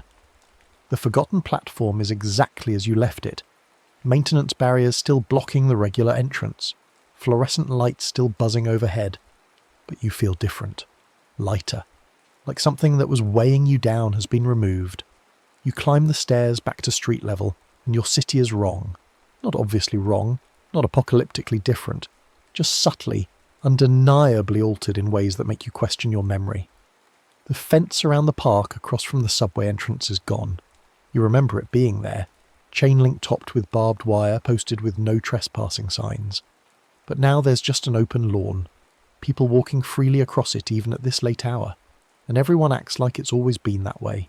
You walk through your neighbourhood, cataloguing changes. The boundary markers between districts are gone or have been painted over. Neighbourhoods that used to have sharp reputations, this area rough, that area upscale, feel blended, their edges hazy. People who wouldn't have mixed before are in the same coffee shops, the same bars. You pull out your phone to check the transit map. The coloured fare zones you've navigated your entire life are gone. The map shows a simple, unified system. Single fare, no zones. In the corner, like a ghost layer beneath the current design, you can almost see the old coloured rings, but they're faint, uncertain, like something half remembered from a dream. Your message notifications explode as the phone connects to the network. Text after text from your ex, casual and familiar, as if the 2 years of silence never happened. A missed call from the family member you swore you'd never speak to again. An invitation to dinner from them, dated yesterday, suggesting a regular pattern of contact. Everyone acts like it's always been this way. Like these softer borders, these erased lines, are simply how the city has always worked. Only you remember it differently, and even your memories are starting to feel uncertain, like maybe you're the one who's wrong about how things used to be. That night, in your apartment, you try to make sense of what happened. You write down everything you remember, trying to anchor the experience in words before it fades. But the more you write, the more dreamlike it becomes. Did you really travel back to 1989? Or did you have some kind of episode in the subway, and these changes to your city are just coincidence or your own confused perception? The only certainty is this: borders in your city have fallen, lines that used to be solid have become permeable, and somewhere in the back of your mind you can still hear that subway station clock ticking, feel the weight of that payphone handset in your palm. Days pass, you try to return to normal, but the forgotten platform calls to you. On rainy nights especially, when the weather mirrors that first night, you find yourself drawn back. You stand in front of the maintenance barriers, looking down the side corridor to where the payphone waits. The plaque's date hasn't changed. Berlin, 9. November 1989. The instructions are still there, scratched into the metal. The rule is patient, waiting for someone to follow it again. Waiting for you to follow it again. Because you've started to wonder, if more calls mean fewer walls, what happens when you run out of borders to erase? The city has plenty of lines left. Property boundaries, legal restrictions, social divisions. But at some point, don't you need those borders? Don't they serve a purpose? What happens when you start unmaking the lines that keep you safe, sane, separate from chaos? You close your eyes and you're back there, feeling the crowd on both sides of the wall, the moment when people realized they could cross, the pure electricity of boundaries dissolving. It was terrifying and exhilarating and deeply, fundamentally human. The desire to tear down walls, to erase lines, to be free of divisions. But every wall that falls reveals what it was holding back. Every border erased connects things that were separate for a reason. You live now in a city that has learned too well how to let lines go. Your ex texts you daily, expecting responses, confused when you don't reply immediately. Your family member shows up at your door unannounced, claiming you'd agreed to visits you never agreed to. Neighbourhoods blend together, and the crime statistics shift accordingly. The transit system's unified fare means overcrowding on routes that used to be protected by zone pricing. Nothing is settled, everything is permeable, and you carry a choice that grows heavier each night. Leave the payphone hanging, let it be a relic of a single night when a wall opened and history turned. Let the borders you've already erased be enough, or pick it up again. Dial backward. Keep matching moments of falling walls to calls forward through time. Keep testing how much of you, how much of your world can survive once all the borders are gone. Tonight, standing in the forgotten platform with rain echoing down the subway entrance, you lift the handset one more time, just to hear the dial tone, just to remember how it felt. The tone is clear and steady, waiting. The clock on the platform reads 11:29 p.m. Your last coin sits in your pocket, somehow returned there, ready. The instructions haven't changed. Your number glows on your phone screen, and somewhere, in a Berlin that exists in 1989 and always, people are still climbing the wall, still breaking it apart piece by piece, still discovering what it means to erase a border that has divided the world. The clock ticks toward 11:30, and you have to decide. Do you believe in walls, or in the freedom that comes when they fall? Do you trust the lines that keep you safe, or the connection that comes when those lines disappear? You stand there for a long moment, the handset warming in your grip, your breath fogging in the cold tunnel air. The maintenance barriers behind you keep other passengers away, preserving this pocket of isolation. This forgotten corner of the city where time bends and rules written in scratched metal can unmake reality. Then you notice something you hadn't seen before.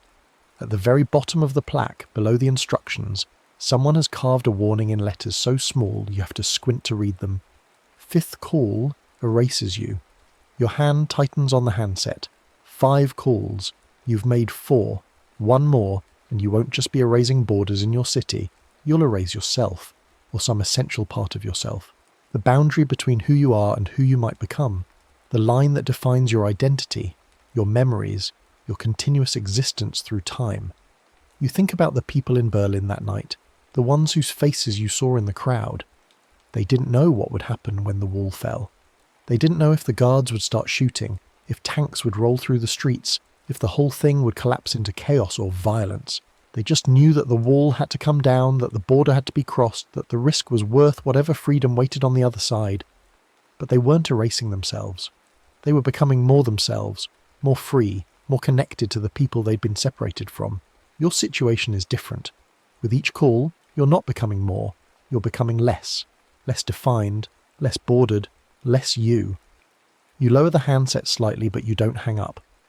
The dial tone continues its patient hum. Your phone buzzes with another message from your ex, then another. They're getting worried now, wondering why you're not responding like you used to, like you apparently do in this altered timeline where the boundary you drew 2 years ago never existed. In their messages, you can see a version of yourself reflected back, someone who never had the strength to walk away, who never built that necessary wall, who remained entangled in a relationship that was slowly destroying them both. Is that better? Is that freer? Or is it just a different kind of prison, one without walls to mark where you end and someone else begins? You think about the transit system, the unified fares that seemed like such a democratic change. But you've noticed in the past few days that the trains are more crowded now, that people who could afford the premium zones are annoyed, that people who relied on the cheaper outer zones are getting pushed out by development that no longer respects those boundaries. Every change has consequences that ripple outward in ways you can't predict or control. The neighbourhood boundaries that disappeared. You walk through areas now that used to be clearly defined, and you see the confusion on long-time residents' faces as their communities blend and shift. The corner store that served one neighbourhood for 30 years doesn't know who its customers are anymore. The community centre that advocated for its district can't figure out where its district begins or ends. Identity requires boundaries. Belonging requires knowing who is in and who is out. But then you remember the fence around the park, the one that disappeared. That was a good change, wasn't it? Kids play there now who couldn't before. People cut through on their way to work instead of walking around. That border falling made things objectively better. Maybe it's not about whether borders are good or bad. Maybe it's about which ones need to fall and which ones need to stand. The clock reads 11:29 and 45 seconds. You have 15 seconds to decide. Hang up and walk away, accepting the changes you've already made and living with their consequences. Or dial backward one more time, make the 5th call, match it to another moment of the wall falling, and discover what it means to erase the final border, the one that separates you from dissolution. Your finger hovers over the keypad. You've already memorized the sequence. Last digit first, working backward. It would take you less than 10 seconds to dial. You'd have time. The handset feels heavier than it should. Or maybe you feel lighter, less substantial, like you're already starting to fade at the edges, your boundaries becoming permeable. In Berlin, in 1989, in the eternal moment that the payphone connects to, someone is raising a hammer. Someone is climbing the wall. Someone is making the choice to break through. Consequences be damned. That night was full of people who decided that freedom was worth the risk, that connection was worth the chaos, that some walls deserve to be torn down no matter what comes after. But they had the benefit of hindsight now. You know how that story ended. The wall fell, And yes, there was chaos and confusion and hardship in the years that followed. But there was also reunion. Family members who hadn't seen each other in decades embracing at the border. A divided city becoming whole. A separated people finding each other again. Your situation is different. You're not reuniting with anyone. You're just dissolving. Becoming borderless in a way that might mean becoming nothing at all. The clock hits 11:30. You don't dial. Instead, you hang up the handset with a decisive click that echoes through the empty platform. The dial tone cuts off. The payphone sits silent, waiting, patient. It will be here tomorrow night, and the night after, and every rainy night when you feel the pull of that Berlin crowd, that moment of possibility. But tonight, you choose to remain, to keep your borders, to accept that some walls are necessary, that some boundaries define rather than divide, that you need to know where you end and the world begins. You turn away from the payphone, from the scratched instructions and the warning you almost didn't see. Your footsteps echo as you walk back down the corridor toward the maintenance barriers. Behind you, the forgotten platform settles back into its patient waiting. A pocket of bent time that will be here for the next person who finds it, who needs to learn the same lesson about borders and what they cost. As you climb the stairs back to street level, back to your altered city with its fallen fences and erased zones and permeable neighbourhoods, you make a different kind of choice. You'll learn to live with the changes you've already made. You'll set new boundaries where the old ones fell. Not walls exactly, but lines drawn with intention, rather than inherited from a past you never questioned. You'll respond to your ex, but you'll tell them the truth, that something changed, that you need space, that whatever history they remember isn't the one you're choosing to continue.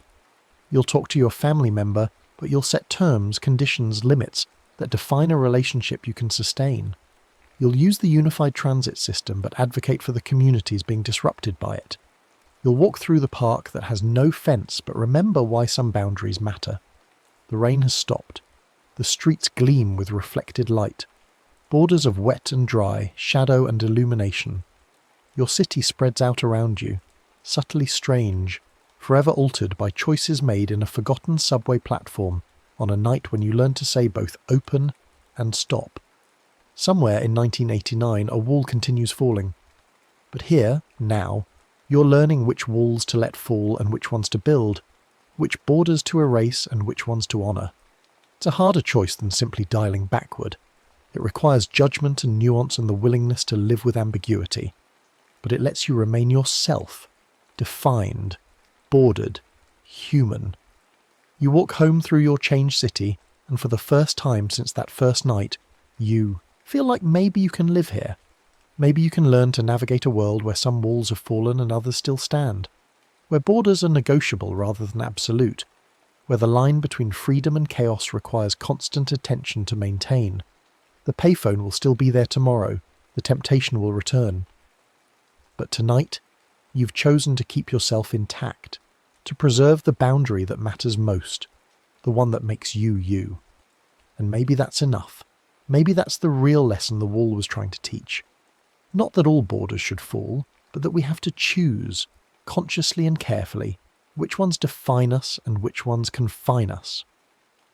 The rain starts again, soft and cold, and you let it wash over you as you walk, a living border between the dry warmth of your apartment and the wet night of the city, choosing with every step where you end and the world begins. The next story is about to begin. Please relax and enjoy. Rain needles sideways across your face as you climb the last metal ladder to the old broadcasting tower roof. Your fingers ache where they grip the slick rungs, and the wind tries to peel you backward into the dark. Lightning flashes behind the skyscrapers, turning the glass faces of downtown into a grid of white fire for one heartbeat, before plunging everything back into shadow. The city hum below, traffic, voices, the subway's distant rumble, feels muffled by thunder and wind, like you're climbing out of the world itself. At the centre of the roof sits a rusted satellite dish, its surface pocked with years of weather, cables snaking from its base into a weather-beaten shack that looks like it should have been condemned decades ago. Through a grimy window streaked with rain, you see a dusty CRT monitor flickering with static and a frozen title card in that retro NASA font. July 20th, 1969, Apollo 11 Live. You shoulder the shack's door open against the wind. Inside, the air is thick with dust and ozone, that electric smell that comes before lightning strikes too close. A big analog clock with a sweeping second hand hangs crooked on the wall, its tick audible even over the storm, counting toward 10:56 p.m. The monitor sits on a metal console crowded with old equipment. Tape reels, patch cables, switches with labels worn to nothing. Everything looks like it was abandoned in a hurry sometime in the 70s and left to gather ghosts. You wipe dust off the monitor controls with your sleeve, revealing a row of buttons and a dial. The tape, or maybe it's a digital loop, you can't tell which, rewinds with a mechanical whine when you turn the dial backward, the audio garbling as it scrolls through the familiar broadcast. Mission control voices, call signs, the steady professional calm of people doing the impossible. Your finger hovers over the play button as thunder rolls nearer, close enough that you feel it in your ribs. That's when you notice the notes scrawled on the console in faded red marker, the handwriting urgent and slanted. Sync. Eagle has landed, Serpentine, flash, plus 10:56, cam 15. Do not blink. You read it 3 times, passing the instruction like a recipe. Outside, the lightning is getting rhythmic, building towards something. The clock's second hand sweeps past the 12, beginning another minute. The audio on the monitor hisses and pops with the build-up to lunar landing, voices overlapping, Houston calling out numbers and confirmations. You piece it together slowly, testing the logic in your head. Time the playback so the words "Tranquility Base here, the Eagle has landed" hit exactly when lightning flashes outside, and the clock's second hand crosses 10:56:15 p.m. Keep your eyes on the screen. Don't blink. Don't look away. It sounds insane. It sounds like the instructions to a magic spell someone made up while high. But your hands are already moving, rewinding the tape again, listening for the exact placement of Armstrong's voice, counting, backward from the landing confirmation to figure out when to start the playback. The storm cooperates, settling into a pattern, flashes every 20 to 30 seconds, close enough to time. You try once and miss. The line lands a second early, Armstrong's voice cutting through with "The Eagle has landed" just before the lightning paints the roof white. For a moment nothing happens, then static thickens on the screen, crawling across the image like insects. Your skin prickles, every hair standing up the way it does when you're too close to high voltage. But the world doesn't tip. The monitor's image bends slightly. Your reflection in the curved glass warps, doubles for a moment like you're seeing yourself and a twin standing in the same spot, then snaps back to normal. The clock hand passes 10:56 Euros 15 with a loud dissonant tick, like a gear slipping inside the mechanism. You rewind and exhale, your breath shaking. This time, you listen closer to the NASA loop, to the thunder's rhythm building outside, to the clock's heartbeat ticking away the seconds. You wait for the lightning to gather itself, counting in your head, feeling for the pattern. Second attempt. You start the playback a heartbeat later, fingers white on the button. The seconds count down, and your pulse syncs with the clock.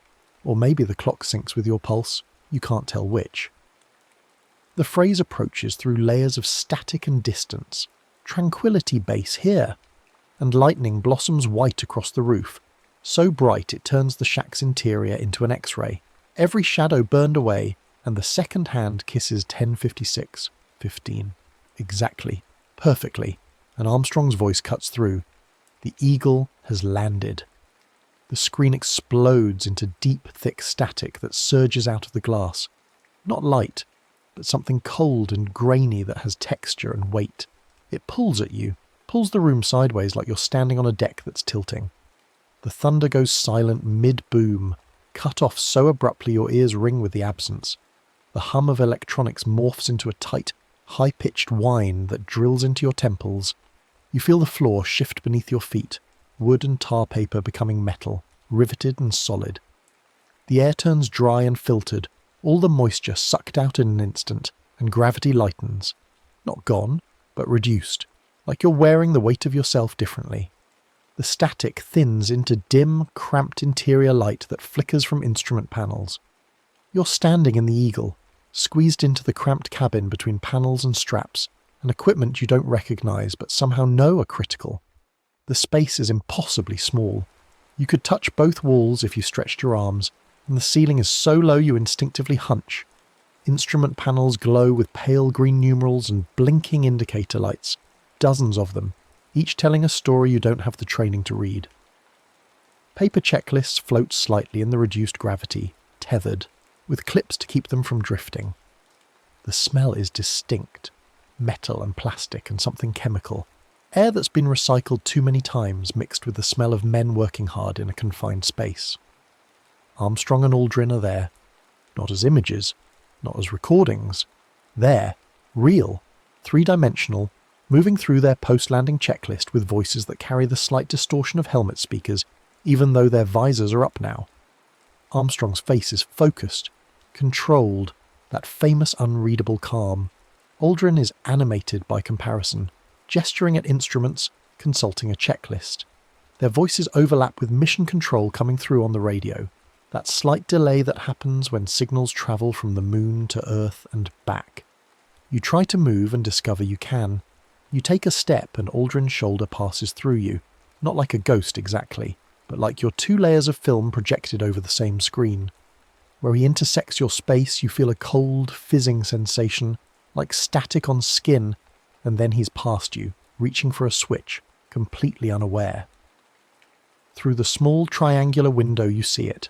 The lunar surface stretches out in shades of grey, powdery and alien, lit by harsh sunlight that throws shadows so black they look like holes in reality.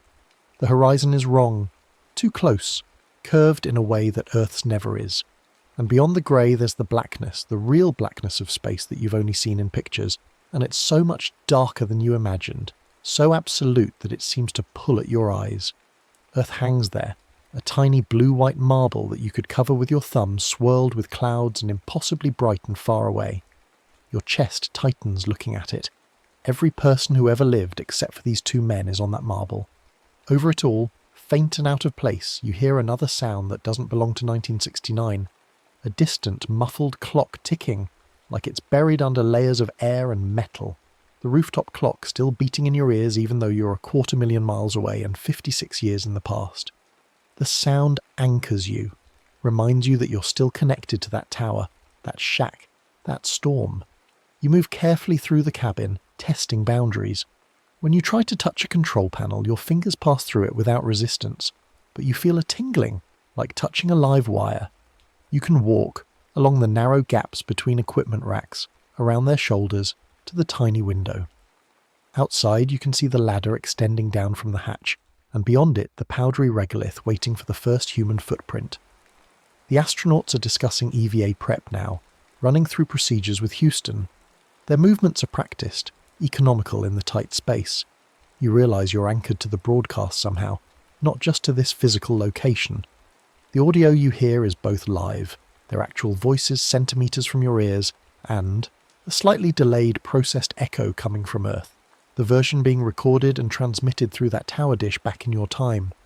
The sounds layer over each other in a way that makes your head hurt if you focus on it too much.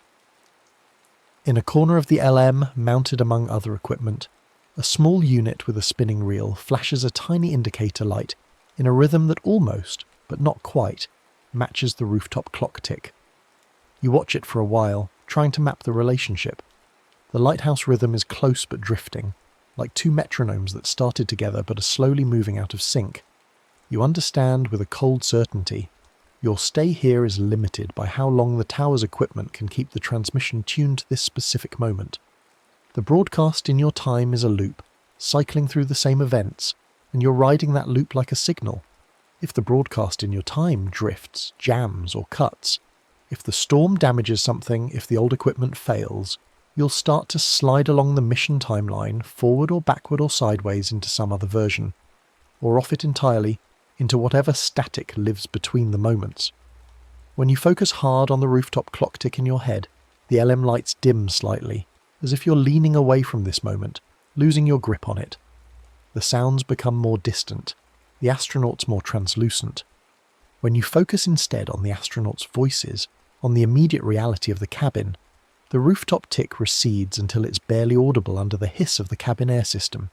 You practice this, learning to balance between the 2 points of attention, keeping yourself anchored in both times at once. Armstrong's at the window now, looking out at the surface. Isn't that something?" he says quietly, almost to himself. Aldrin joins him, and they stand there for a moment in silence. Two men looking at a place no human has ever stood. You position yourself so you can see past them, see what they see. The alien landscape waiting, the experiment packages they'll deploy, the flag they'll plant. History coiled like a spring ready to release. Then a burst of radio noise cuts through, sharp and sudden, exactly like the interference you've heard in old recordings. Communications drop for a second. Armstrong and Aldrin exchange a glance, waiting for Houston to come back. But here, in this moment, you feel the interference differently. The cabin flickers. For just a heartbeat, you see an alternate panel layout. Switches in different positions, a mission patch that's the wrong colour, and then it snaps back to normal. Your stomach drops. You realise that tiny interference in the signal, storm surges back home. The age of the equipment, maybe even your own breathing too close to a microphone in the shack, can branch the signal. You're not accessing a single recorded moment, but something more complicated, more fragile. Every version of the broadcast that was ever recorded, every feed that went to every station, they're all layered here, and the interference lets you slip between them. The rooftop storm back home grows more violent. You feel it somehow, even though you can't see it. The tower swaying, rain hammering the dish, lightning striking closer. Occasionally the LM shudders with a ghost thunder that isn't lunar at all, that's coming from your time bleeding into this one. Each time it happens, you feel the moment loosen around you, like a photograph curling at the edges. The rooftop clock in your head skips, 10:56:16, then 10:56:18, then 10:56:21. Seconds vanishing, your return window shrinking with each glitch. You press yourself against the cabin wall, or where you think the wall is, and concentrate on staying present, on not sliding into one of the other versions. By focusing during a static burst, by letting your attention drift in a controlled way, you discover you can nudge which version of the broadcast you're tuned to. One shift brings different radio chatter. The same words but alternate phrasing, Armstrong's tone slightly different, more excited or more controlled depending on which branch you follow. Another shift shows a fleeting overlay of foreign captions, German or Russian, coverage that never appeared in your timeline's version, but must have existed somewhere, somewhen. Through the window, for just a breath during one of these shifts, you see a different footprint pattern outside, or maybe a future footprint, you can't tell. Boot treads in the dust arranged in a way that doesn't match the photographs you've memorised, as if someone else stepped down first in another branch of the night. The danger and the allure hit you at the same time. You could stay here, riding the signal, visiting multiple variants of the landing. You could watch history unfold a dozen different ways, see all the tiny branches where someone said something slightly different or stepped with their left foot instead of their right. But the rooftop clock doesn't branch with you. That tick is singular, absolute, coming from one specific clock in one specific tower. The heartbeat grows fainter with every drift, harder to hear under the LM systems and the astronauts' breathing. Returning will require locking onto the exact original line you came in on, and the more you drift, the harder it will be to find that line again among all the others. Armstrong begins suiting up for EVA. The cabin becomes very quiet except for the rustle of fabric, the click of helmet seals, the soft confirmations between the two men and Houston. You know what's coming. You've seen the footage 100 times, read the transcripts, watched documentaries that analysed every second. But being here, watching them prepare with the slow care of men who know they're about to step into the unknown, it's different. Their hands shake slightly. They're afraid and doing it anyway. The rooftop storm back home approaches another lightning peak. You feel it building, that same gathering charge that happened before you crossed over. In your ears, the distant thunder and the LM system's hum begin to beat together, frequencies aligning. The clock tick gets louder, more insistent. You realise this alignment, the first step, thunder, clock, is your best chance, maybe your only chance. When Armstrong steps onto the surface and says the line the whole world knows, the broadcast power will spike. Every station on Earth will be transmitting the same moment, and the signal will be at its strongest, clearest, most unified. If you don't use that resonance to anchor a path back, the tower's aging equipment might fail under the storm, or the loop might degrade, leaving you somewhere in a fading replay that gets more corrupted with each cycle, until it's nothing but static and fragments. You watch Armstrong maneuver toward the hatch. The movements are slow, careful, practiced 1,000 times in training, but never in this exact configuration, this exact gravity. Aldrin helps him, checking seals, confirming readings. The hatch opens with a mechanical sound that you feel in your chest. Lunar vacuum beyond. Not empty space, but the faintest trace of gas, enough to carry sound if you could hear it. The return rule assembles itself in your mind like muscle memory for something you've never done. When Armstrong says the famous line and sets his boot on the moon, the cheering and noise on Earth will spike. Every radio, every television, millions of people holding their breath and then releasing it all at once. That wave of attention, of collective human focus, will pulse through the broadcast. At that exact instant, you need to step into the static, the grain you saw in the window, the space between clear signal and noise, and treat it like the mirror of the rooftop monitor. While holding both clocks in your mind, the one ticking here in the LM telemetry, and the one on the shack wall frozen at 10:56:15, the moment you crossed over. Outbound was matching the landing line to lightning and clock from your world. Return is matching the first step to the memory of that same lightning and second hand from inside this world. A circuit, closed at both ends. Armstrong descends the ladder. You move to the window, pressing close to the glass, or where the glass would be if you had substance here. Your awareness starts to split. Part of you is watching from the LM floor, part through the grainy window, part back in the tower shack, hand still on the play button. The boundaries between these positions blur. You can feel the roof gravel under your feet and the LM's metal floor at the same time. You can smell both ozone and recycled air. His boot hovers above the surface. The whole world holds its breath. Your world, this world, all the worlds. You feel the thunder in your chest, building. The rooftop clock breaks 10:56:15 again, even though that second already passed in your time, the loop cycling back to the moment of crossing. Time isn't linear here. It's layered, folded, all the moments existing at once in the space between transmission and reception. That's one small step for man, Armstrong says, and the audio quality does that strange thing where you can't quite tell if he said a man or just man, the static eating the article, or maybe he never said it. One giant leap for mankind. The boot presses into lunar dust. The grain of the transmission explodes into static in the window, a bloom of white and grey that fills your vision.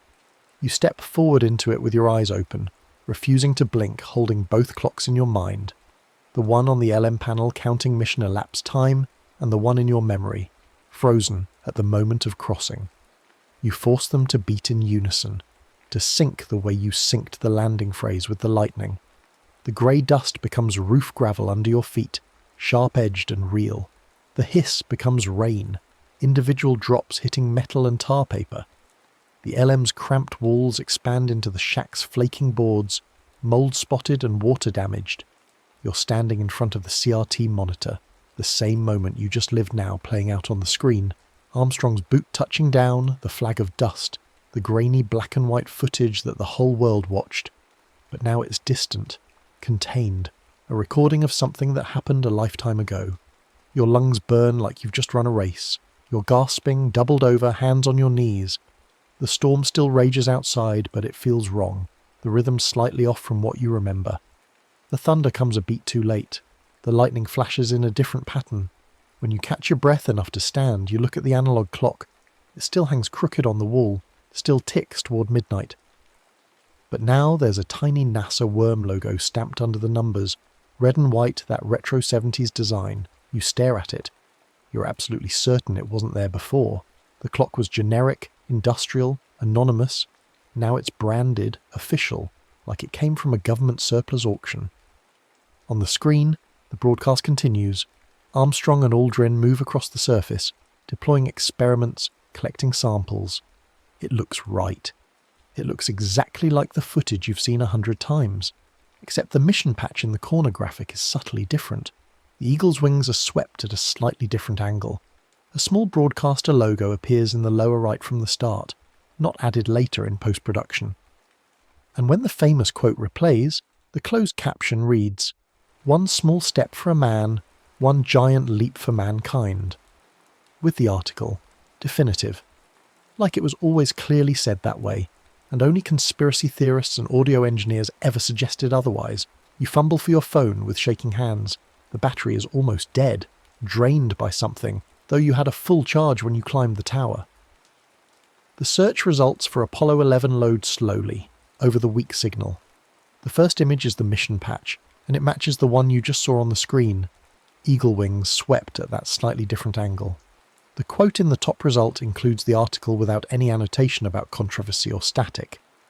The documentaries you find all confidently state that Armstrong said, "a man," and always did. The world insists it's always been this way. Every page, every video, every poster and textbook and memorial. The version you remember, the ambiguous audio, the missing article, the decades of debate, exists only in your head now. You've brought back a different moon landing, one where the transmission was slightly clearer, where history recorded itself with just a bit more certainty. You sit on the shack's floor, back against the wall, and stare at the monitor. The broadcast plays on, the loop cycling through the same 6 hours of coverage. The storm gradually weakens outside, thunder retreating into the distance. By the time dawn starts to grey the eastern sky, you're still sitting there, watching two men walk on a moon that might not be quite the same moon you learned about as a child. Nights afterward, when thunderstorms roll through the city, you feel an itch to climb back up the tower. The building management has posted new signs: danger, structural instability, and roof access prohibited. But the padlock on the access door is still broken. You could go up, you could try again, watch the landing from a different angle, tune into another variant, bring back a version where the flag doesn't blow in the non-existent wind, or where Aldrin steps out first, or where they speak different words that still somehow become immortal. You replay the landing footage at home, downloaded from YouTube, ripped from streaming services, pulled from a documentary torrent. Each time you watch, you feel a phantom sway, like the LM's gentle rocking under lunar gravity. Your inner ear insists you're moving even though you're still. Sometimes you close your eyes and you're back in that cramped cabin, watching history assemble itself from checklists and courage. The weirdest part is the moon itself. When it hangs low over the city, full and bright, you look at it, and something is wrong. The Maria, the dark patches that make the man in the moon face, are positioned slightly off from where you remember. The Sea of Tranquility is in the right general area, but its shape doesn't quite match your mental map. You've looked at the moon your whole life, learned the features, memorized the landing sites. Now your eyes slide off it like water off glass. Your attention can't decide which map is correct, the one in your memory or the one in the sky. You know the rule still works. The tower is still there, the dish still points at nothing, the shack still smells like ozone and age, the equipment still functions, held together by momentum and rust, and whatever strange physics lets a broadcast tower reach through time. Sync the landing words to lightning and the second hand, step through the static, and you can stand inside the moment where humanity first touched another world. But you also know the cost now. Each crossing leaves another fingerprint on your reality. Small logo, different phrase, altered textbook. You're eroding your own timeline, sanding it down like weathered rock, replacing the history you knew with versions that are almost but not quite the same. Do it enough times, and you might find yourself in a world where no one remembers the version of the moon you were born under. You'd be the only person walking around with memories that don't match any documentary, any photograph, any official record. You'd be a ghost from a timeline that no longer exists, living in a world that was never quite yours to begin with. Some nights you stand at your apartment window, looking up at the moon, wrong moon, right moon, you can't tell anymore, and you think about Armstrong and Aldrin up there, frozen forever in that moment of arrival, still working through checklists, still preparing for that first step, still standing at the threshold between what was and what would be. You could visit them again, watch them from different angles, from different broadcasts, through the eyes of different cameras that saw the same moment from slightly different perspectives. The rule is simple. The execution is just a matter of timing and attention, and willing yourself to believe that static can be a door. Lightning flashes over your city most summer nights. The clock still ticks toward 10:56 and 15 every night, crossing that threshold twice, once in the evening, once in the morning. The tower waits, patient as history, holding the signal in its rusting arms. You haven't gone back yet, haven't climbed the ladder in 3 weeks. But the itch is there, constant, like tinnitus or phantom limb pain. The knowledge that you could step sideways out of this moment and into that one, could watch the impossible become real over and over again in infinite variation. All you have to do is match the rhythm, landing to lightning to clock, and refuse to blink. The moon rises over the city tonight, and it's still wrong, still slightly off in ways you can't quite articulate. The Maria catch the light differently. The terminator between light and dark falls in an unfamiliar pattern. You look away before the wrongness makes you dizzy. Tomorrow maybe. Tomorrow if it storms, if the lightning builds to that same crackling peak, if the wind is right and the tower calls. Tomorrow you might climb back up, sync the broadcast one more time, step through the static into that cramped metal cabin where two men in bulky suits are forever preparing to make the first footprint in alien dust. You might bring back a version where things are clearer, where history recorded itself with more certainty, where the transmission came through perfect and unambiguous. Or you might bring back something stranger, yes, landing where everything went wrong but somehow worked anyway, where they spoke different words or planted a different flag or saw something in the black sky that made them pause. Each version would be real, each would become the official history, the one everyone learns in school, the one that exists in textbooks and museums and collective memory. And only you would carry the ghost of all the other versions, all the other first steps, all the other moonscapes that might have been. The storm builds outside your window, lightning flickers between buildings, illuminating the city in freeze frames. You check the clock, almost 10:56, almost time. The tower waits, the moon hangs wrong in the sky, and somewhere in the static between transmission and reception, between the moment that was and the moment that could be, Armstrong and Aldrin are still there, forever preparing to step into history, while you decide whether to watch them do it again for the first time. The thunder rolls closer and you're already reaching for your jacket before you consciously decide to go. Your hands know what they're doing even as your mind tries to talk you out of it. It's dangerous. It's eroding your reality. Each crossing peels away another layer of the world you knew, replacing it with something that's almost right, but fundamentally alien in ways you can't explain to anyone else. How do you tell someone that the moon is wrong? How do you explain that history happened differently than it does now? But your feet are already moving, carrying you down the apartment stairs, out into the wet streets. The rain hasn't started yet, but you can smell it coming, that electric ozone smell that's become synonymous in your mind with crossing over. The city feels empty at this hour, just past 10:30 on a Tuesday night. The bars are still open, but the streets are quiet, everyone driven inside by the approaching storm. You move through puddles of streetlight and shadow, heading toward the old industrial district where the tower rises like a skeletal finger pointing at nothing. The building is more derelict than you remember. Has it only been 3 weeks? The plywood over the ground floor windows has new graffiti, territorial tags and crude declarations. The chain-link fence has been cut wider, the gap now big enough to walk through without turning sideways. You slip inside and stand in the lobby, letting your eyes adjust. The mailboxes on the wall are empty, their little doors hanging open like mouths. Something scurries in the walls, rats probably, or maybe just the building settling into its own decay. The stairwell smells like urine and mould. You take the stairs 2 at a time, your footsteps echoing in the concrete shaft. Your heart is already racing and you haven't even reached the ladder yet. Part of you wonders if this is addiction, this need to go back. Not to the moon itself, but to that moment of transition, that sensation of the world tilting and reality becoming negotiable. The static that pulls you through feels like the most honest thing you've ever experienced. Pure signal, pure information, unfiltered by interpretation or memory, or the slow degradation of recorded media. The roof access ladder is slicker than last time, rain from earlier storms having left a film of algae on the metal rungs. You climb carefully, testing each grip before committing your weight. The city spreads below you, a circuit board of lights and motion. From up here you can see the highway cutting through downtown, headlights flowing in rivers of white and red. You can see the old stadium, dark and empty, waiting for demolition. You can see all the way to the hills on the eastern edge, where the expensive houses perch like spectators watching the city eat itself. The tower roof is how you left it. The satellite dish still pointed at the same empty coordinates, the shack door still hanging slightly open. But something feels different. The air is heavier, more charged.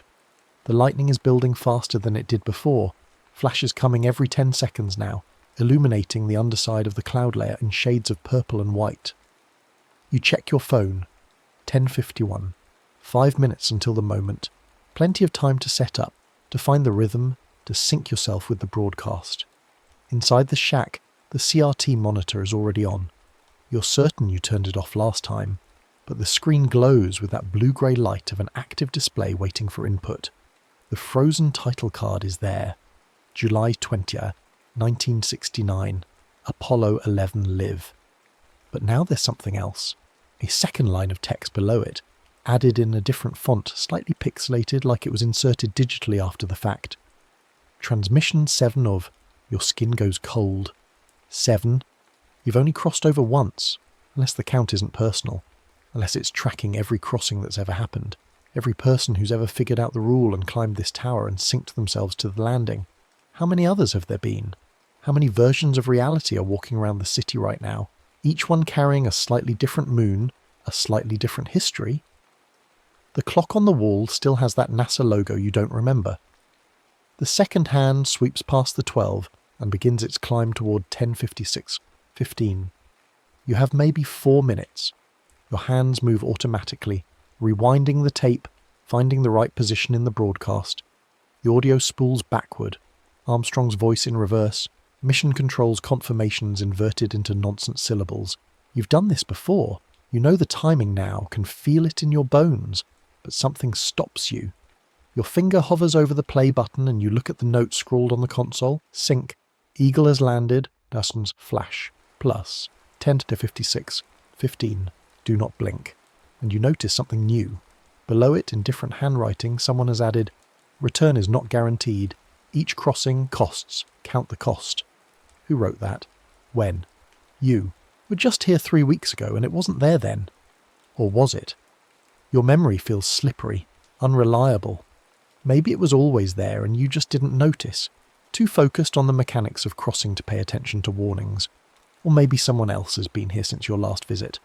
Maybe you're not alone in this. Maybe there's a whole community of timeline refugees, people who've crossed over so many times they don't even remember which version of reality they started in. The lightning flashes outside and you count. 1 Mississippi, 2 Mississippi, 3 Mississippi before the thunder arrives. It's getting closer. You check the monitor, check the clock, check the sky through the grimy window. Everything is aligning. The conditions are perfect. Better than perfect. The storm is more organised than last time, the lightning more regular. It's like the universe is conspiring to make this crossing as easy as possible. But that thought makes you pause. Why would it be easy? Why would the universe want you to do this? Unless it's not the universe, but something else. Some mechanism you don't understand. Some system that benefits from people sliding between timelines and bringing back slightly altered versions of history. What if you're not discovering a phenomenon but participating in one? What if every crossing, every alteration serves some purpose you can't see? The clock hits 10:54. 2 minutes. You have to decide now.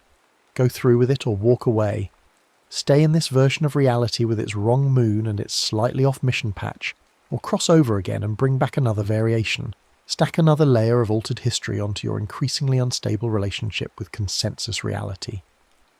Your hands are shaking as you position your finger over the play button. The storm is directly overhead now, the thunder and lightning almost simultaneous. The whole tower sways slightly in the wind, metal creaking, cables singing. Through the window you can see the satellite dish trembling, rain starting to needle across its rusted surface. The city below looks unreal from up here, too distant to be the same place where you live and work and pretend to be normal. You think about Armstrong and Aldrin in that cramped cabin, going through their checklists with steady voices even though they knew they might die up there. They might run out of oxygen. The ascent engine might fail. A micrometeorite might puncture the hull. They might be stranded 250,000 miles from home with no way back and nothing to do but wait for the air to run out while the whole world watched. But they went anyway. They committed to the crossing. 10:55. 1 minute. You start the playback, listening to the familiar cadence of mission control voices, the overlapping radio chatter, the building tension toward landing. Your eyes track between the monitor, the clock, and the window where lightning illuminates the storm clouds from within. You can feel your heartbeat in your throat, in your fingertips, syncing with the clock's second hand as it sweeps upward. The phrase approaches. You don't blink, you barely breathe. Tranquility base here. Lightning flashes white across the entire sky, so bright it hurts, and the second hand touches 10:56:15, and Armstrong's voice cuts through perfectly. The eagle has landed. But this time something is different. The static that blooms from the screen doesn't just pull, it tears. Reality rips like fabric, the edges jagged and wrong. You feel yourself being yanked forward not smoothly but in juddering frames, like a film with half the frames missing. The thunder doesn't cut off but fragments into overlapping echoes, each one from a slightly different storm. The floor becomes metal but also stays wood, both surfaces existing simultaneously under your feet, until the contradiction resolves with a sensation like vertigo. You're in the LM, but it's wrong. The cabin is the same, but different. Armstrong and Aldrin are there, but their suits are a different shade of white, slightly more ivory than you remember. The instrument panels have additional switches, or maybe fewer. You can't tell because every time you try to focus on a specific control, it shifts, flickers, stabilizes into a slightly different configuration. Through the window, the lunar surface looks right, but Earth is in the wrong position, too high in the frame, or maybe the window itself is mounted at a different angle.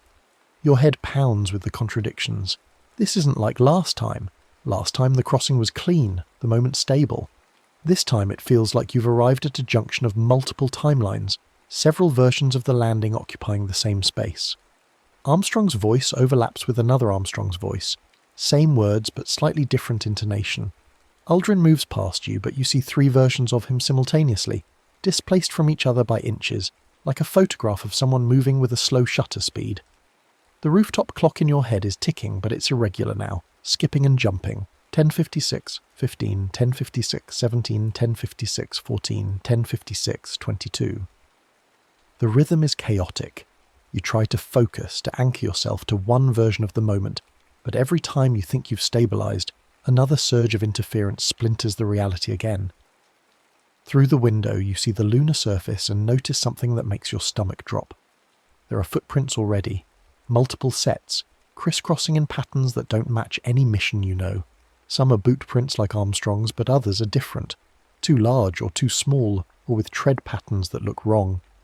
And beyond those, further out near a crater's rim, you see something that can't be there. A second LM, this one painted with markings you don't recognize, sitting at an angle like it made a hard landing.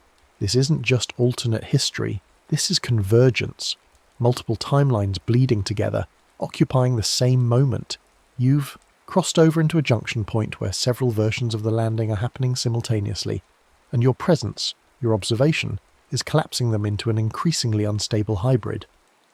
Armstrong is at the hatch now, preparing to descend, but his movements are glitching. He reaches for a handle and his hand is there, then 6 inches to the left, then there again, like a video buffering. His voice comes through the radio in fragments, going to step. Now, one small. The famous phrase is breaking apart, arriving out of sequence. You realise with growing horror that you can't stay here. This moment is too unstable, too corrupted by interference. If you wait for the first step to make your return jump, you might end up anywhere, or nowhere, lost in the static between versions, a consciousness without a timeline to anchor to. But if you leave now, before the crossing completes, what comes back with you? What version of history do you drag into your reality when the moment itself can't decide what it is? The tower back home, you can feel it through the chaos, that distant anchor point, is struggling. The storm is worse than you anticipated.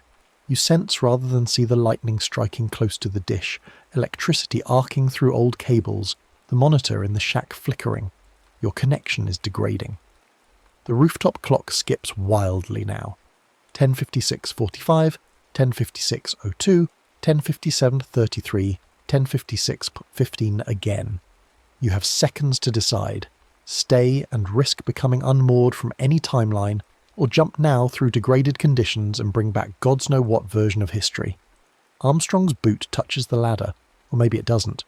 The moment keeps resetting, looping, fragmenting. Through the window you see Earth flicker between positions, between sizes, between slightly different cloud patterns. The next story is about to begin. Please relax and enjoy. Rainwater snakes down tiled walls and drips from the ceiling as you stand on a nearly empty underground platform. The LED clock over the track stutters between 2:24 and 2:25, flickering like a tired eye. Fluorescence hums and buzzes overhead, casting sickly light across the wet concrete. You've been waiting 40 minutes for a train that should have come 35 minutes ago, watching each passing minute dissolve into the next, with the slow drip of water from cracked tile. A late train rattles through without stopping, wind pushing damp air into your face. The gust carries the smell of oil and ozone, and in that brief moment of chaos, papers swirling, your jacket whipping against your body, you spot something you've never noticed before. A narrow stairwell tucked behind a support column at the far end of the platform. Bare concrete steps descending into darkness. No sign, no warning tape, no authorized personnel only placard. Just a faint green glow at the bottom, pulsing slowly like a heartbeat. Your phone has no service. It hasn't for the last 10 minutes, the signal bars vanishing one by one, as if something below is drinking them. The rain sounds filter down the stairwell, mixing with a low mechanical hum from below. You glance at the stuttering clock, 2:24, 2:25, 2:24, and something about that broken rhythm pulls you forward. Your footsteps echo as you cross the platform, each one louder than it should be in the empty station. The stairwell is older than the platform above. The concrete is poured differently, rougher, with a kind of texture that suggests hands mixed the aggregate decades before modern codes existed. The green glow grows brighter as you descend, resolving into emergency lighting that looks both ancient and somehow wrong. The bulbs encased in fixtures you don't recognise. 15 steps down, the mechanical hum becomes clearer. Not the hum of modern machinery, but something deeper, more resonant, like the sound a massive engine makes when it's coasting rather than working. The hidden platform is smaller, older. Brick arches curve overhead, their mortar crumbling in places to reveal older brick beneath, and older brick beneath that, layers of city stacked like sediment. A single track runs through the centre, and on it waits one train. Not a modern subway car with its smooth panels and automated announcements, but something in between. Old bones dressed in newer skin. The cars are rounded like vintage rolling stock, but wrapped in dark metal that seems to absorb light rather than reflect it. The doors are closed, the windows are dark. Above the train, a destination board flickers, but it doesn't show a time. No 2:47 arrival or 3:15 departure.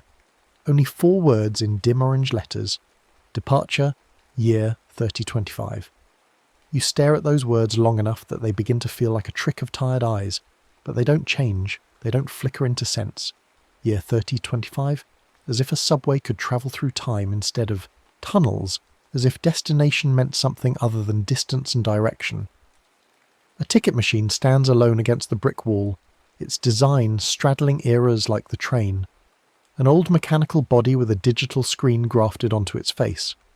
A single ticket protrudes from the slot, already printed, the paper slightly curled at the edges as if it's been waiting for you. Your full name is etched onto it, perfectly spelled. Not the shortened version you use at coffee shops or the nickname your friends default to, but your complete legal name, every middle initial, every syllable that appeared on your birth certificate. Below that, platform B- and valid at 2:25 only. And below that, in smaller print that you have to squint to read, departure synchronized to origin convergence. The ticket is warm in your hand. Not hot, but body warm, as if someone just held it. You turn it over and find more text on the back. Rule. When clocks strike 2:25, yes, read your full name as printed. No earlier, no later, one breath.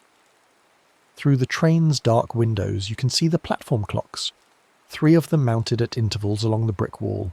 All of them are struggling with 2:25, the digits flickering between 2:24, 59 and 2:25, and sometimes stuttering backward to 2:24, 58, like they can't quite decide which moment they're in. Like 2:25 is a minute that doesn't want to exist. A metallic voice whispers from a speaker hidden somewhere in the arches, distorted by static and distance but clear enough to understand. Rule when the clocks strike 2:25. Cass, read your full name from the ticket. No earlier, no later, one breath. The voice doesn't repeat. The platform falls back into silence, broken only by the hum and the distant sound of rain filtering down from somewhere above, or maybe below. The acoustics down here make direction meaningless. You watch the clocks through the window, testing yourself against their rhythm. Your heart begins to sink to the ticks, counting the seconds that loop and stutter. 2, 24, 57, 58, 59, back to 57, forward to 59.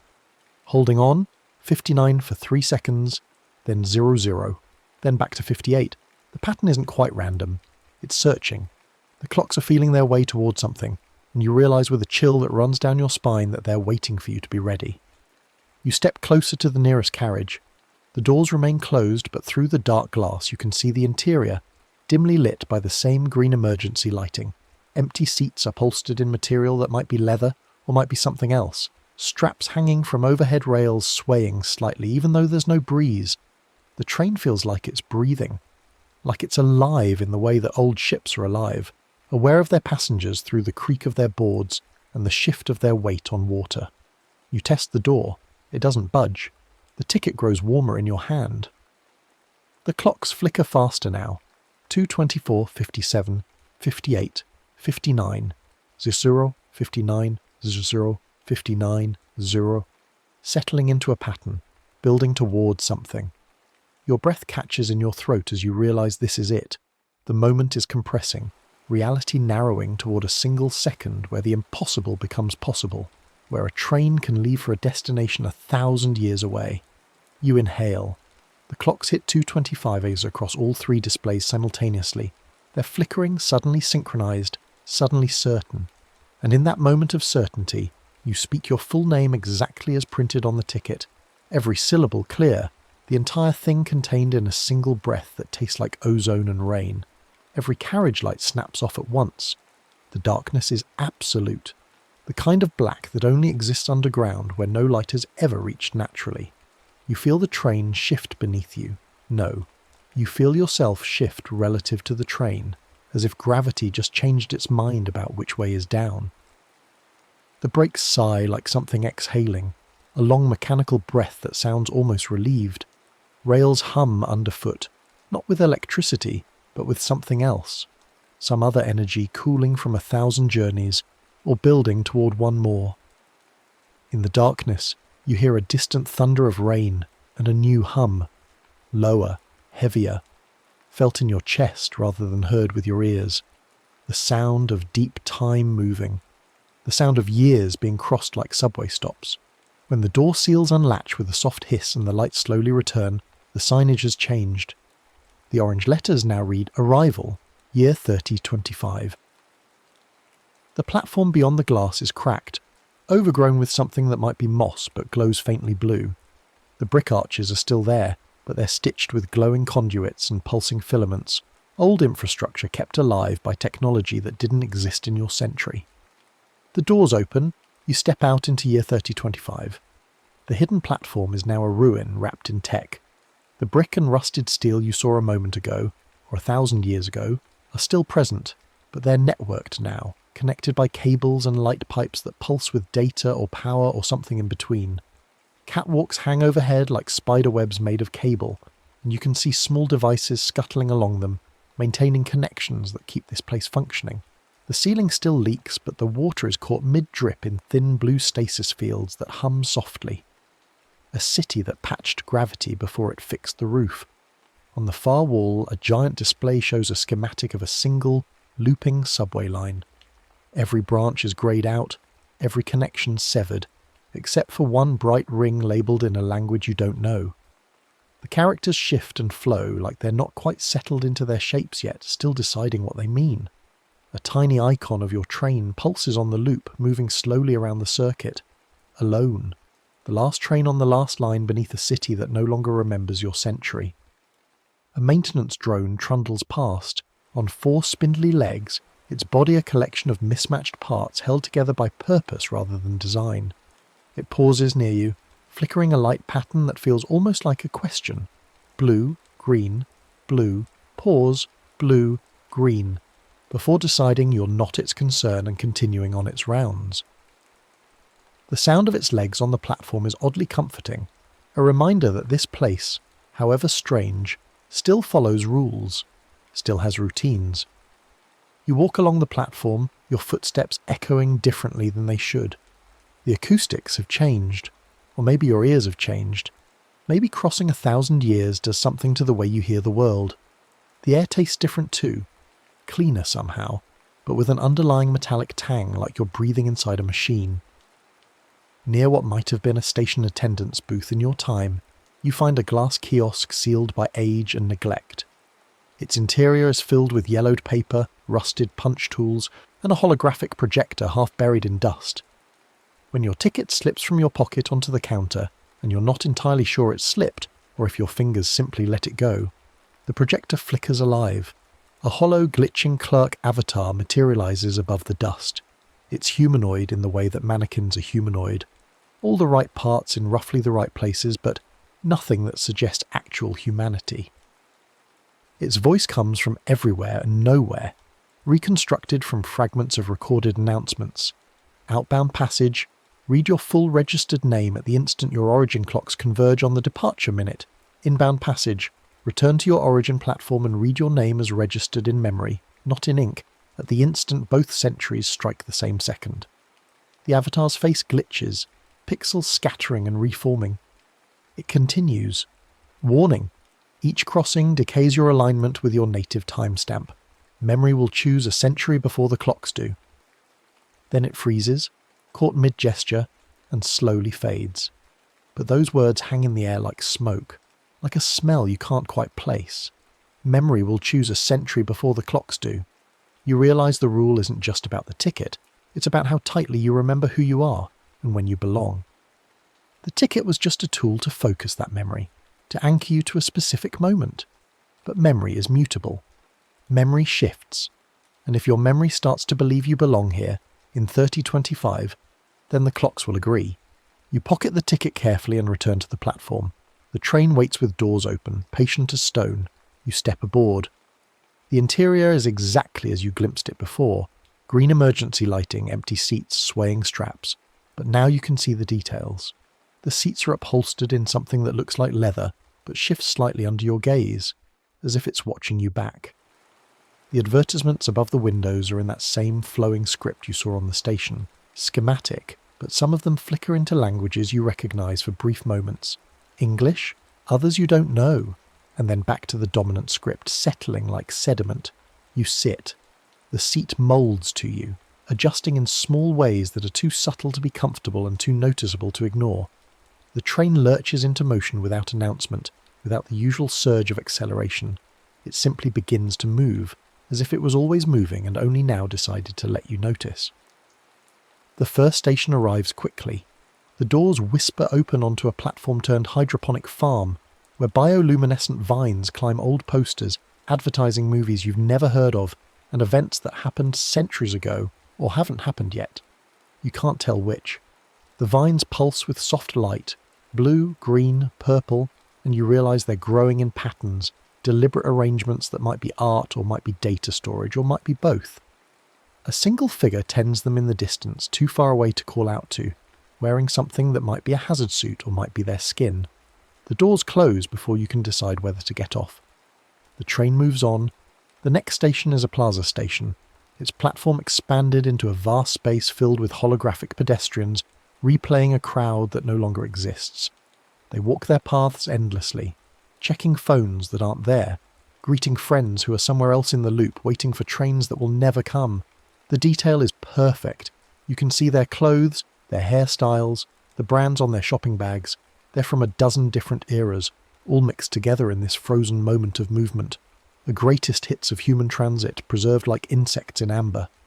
A maintenance hub comes next, where the only staff are disembodied voices announcing delays on lines that were shut down centuries ago. The Blue Line is experiencing service interruptions due to temporal anomalies originating in the 2000s. Please avoid unauthorized temporal boarding procedures. The voice is calm, professional, reading from a script that assumes everyone knows what temporal boarding procedures are and why they need authorization. Everywhere, the announcements reference earlier eras like myths or system bugs. You catch fragments as the train moves through. Legacy infrastructure from the 2100s being integrated with modern systems. If you encounter passengers from discontinued timelines, please report to station management. Due to ongoing repairs to causal flow, some destinations may arrive before you depart. You catch your reflection in a cracked security panel. You look the same. Same face, same clothes still damp from the rain you left behind 1,000 years ago. But the timestamp in the corner of the panel reads 3025-02-25, 02.25.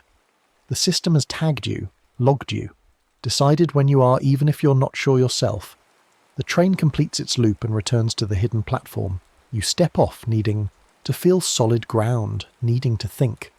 Your phone is in your hand before you realise you've reached for it. The screen shows 2:25 a.m, but the date is a mess of digits, cycling between your year and 3025 faster than you can read. Apps crash when they try to fetch current data. The weather app opens and opens again, stuck in a loop of trying to tell you if it's raining in a century that doesn't have your city anymore, or has a different version of it, or has something else entirely where your city used to be. You try to call someone, anyone, but the phone doesn't even attempt to connect. It just displays no temporal anchor where the signal bars should be. A station AI, its interface projected onto a wall of ancient tile, notices your confusion. "Welcome, registered commuter. How may I assist with your journey?" Its voice is warmer than the Clark avatar, almost human, but with an edge that suggests it's performing humanity rather than experiencing it. "I need to get back," you say. "Back to my time, my year." Understood. You wish to return to home station.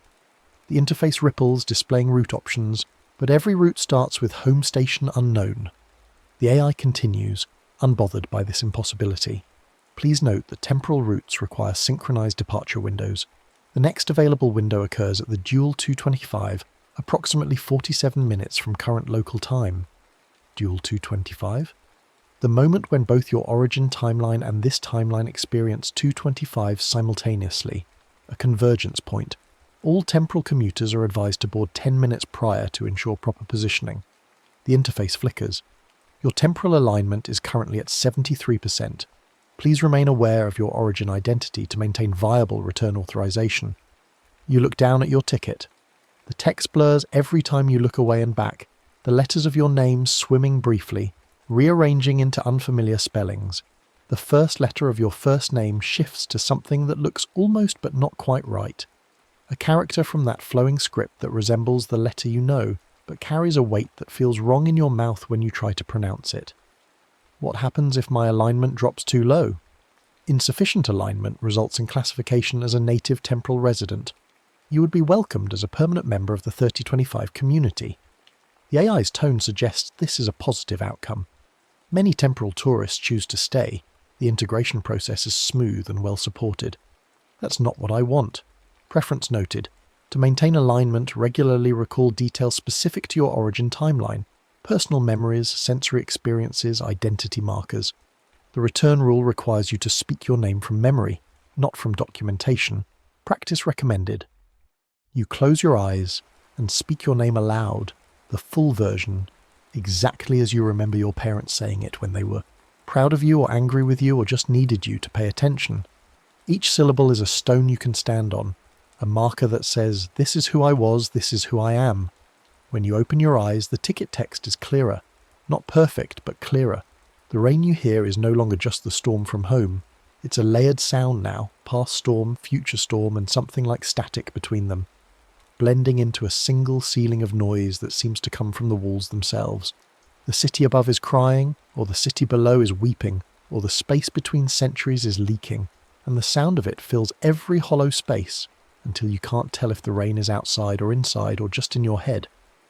You board the train again, needing to move, needing to understand the loop before you try to break it. The doors close behind you with a sigh that sounds almost disappointed. The train begins its circuit. This time you pay closer attention to the pattern. The loop takes exactly 40 minutes to complete. Each station is marked with a timestamp, not a clock time, but a date. a year, and you realise the stations are arranged chronologically. The hydroponic platform is from 2847. The Plaza station with its holographic crowd is 2653. The maintenance hub is 3112. The loop doesn't follow spatial geography. It follows temporal geography, stops in time rather than space, and you're riding a train that treats centuries like crosstown distances. Station displays begin flashing sync window approaching, in those flowing symbols you inexplicably understand now. Not because you've learned the language, but because the longer you're here, the more this place settles into your perception as normal, as known as home.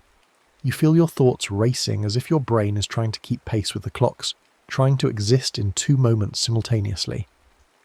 A recorded announcement plays through the carriage, the voice calm and mechanical. Passengers intending to return to their original chronological reference must be at hidden platform when the dual 225 strikes. Names must be clear and unfractured. Temporal services reminds you that identity coherence is a passenger's responsibility. Safe travels through the years.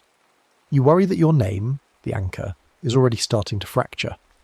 When you try to recall your address, you see two versions. The apartment you left from, and another place, cleaner, higher up, with windows that show a sky you don't recognise. When you try to remember your job, your mind offers you options like a multiple-choice question where all the answers feel equally true and false. The train completes another loop.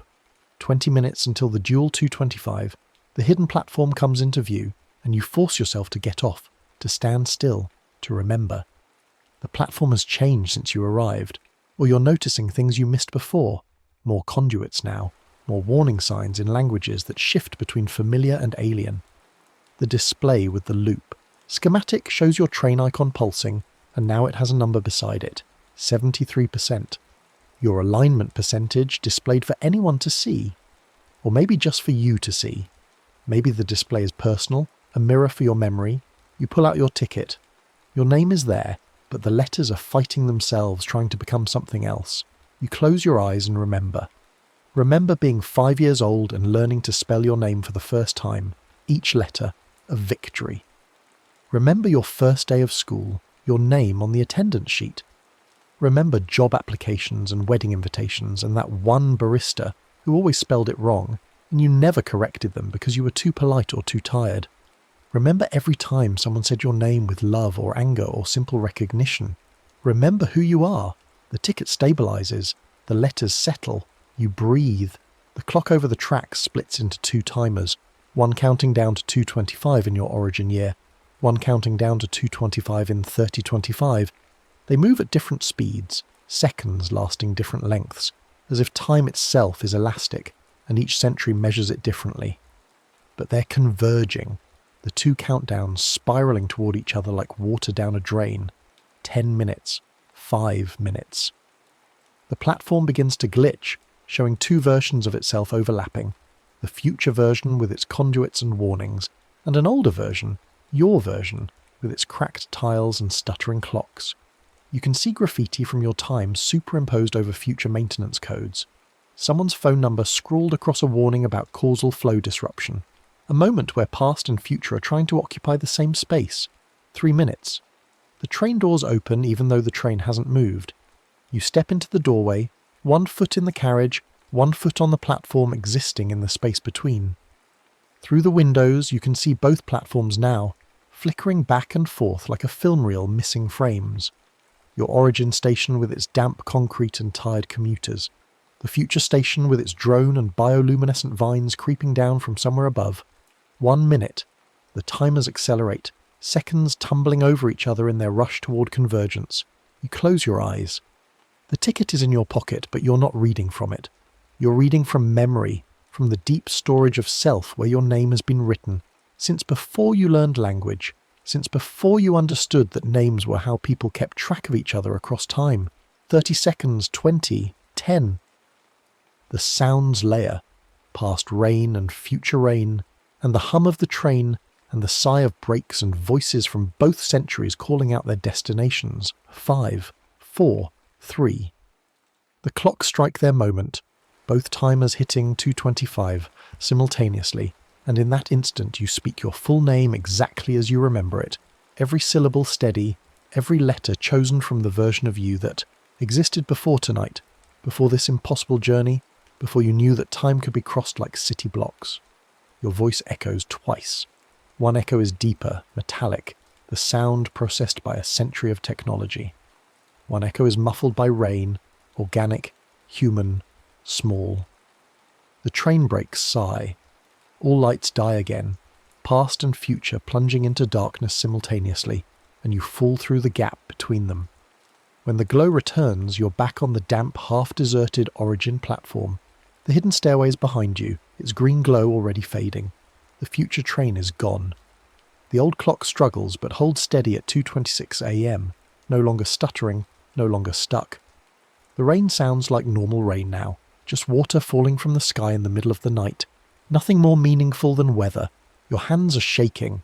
Your phone is in your hand and you check it without thinking. A reflex, a way to anchor yourself to the familiar.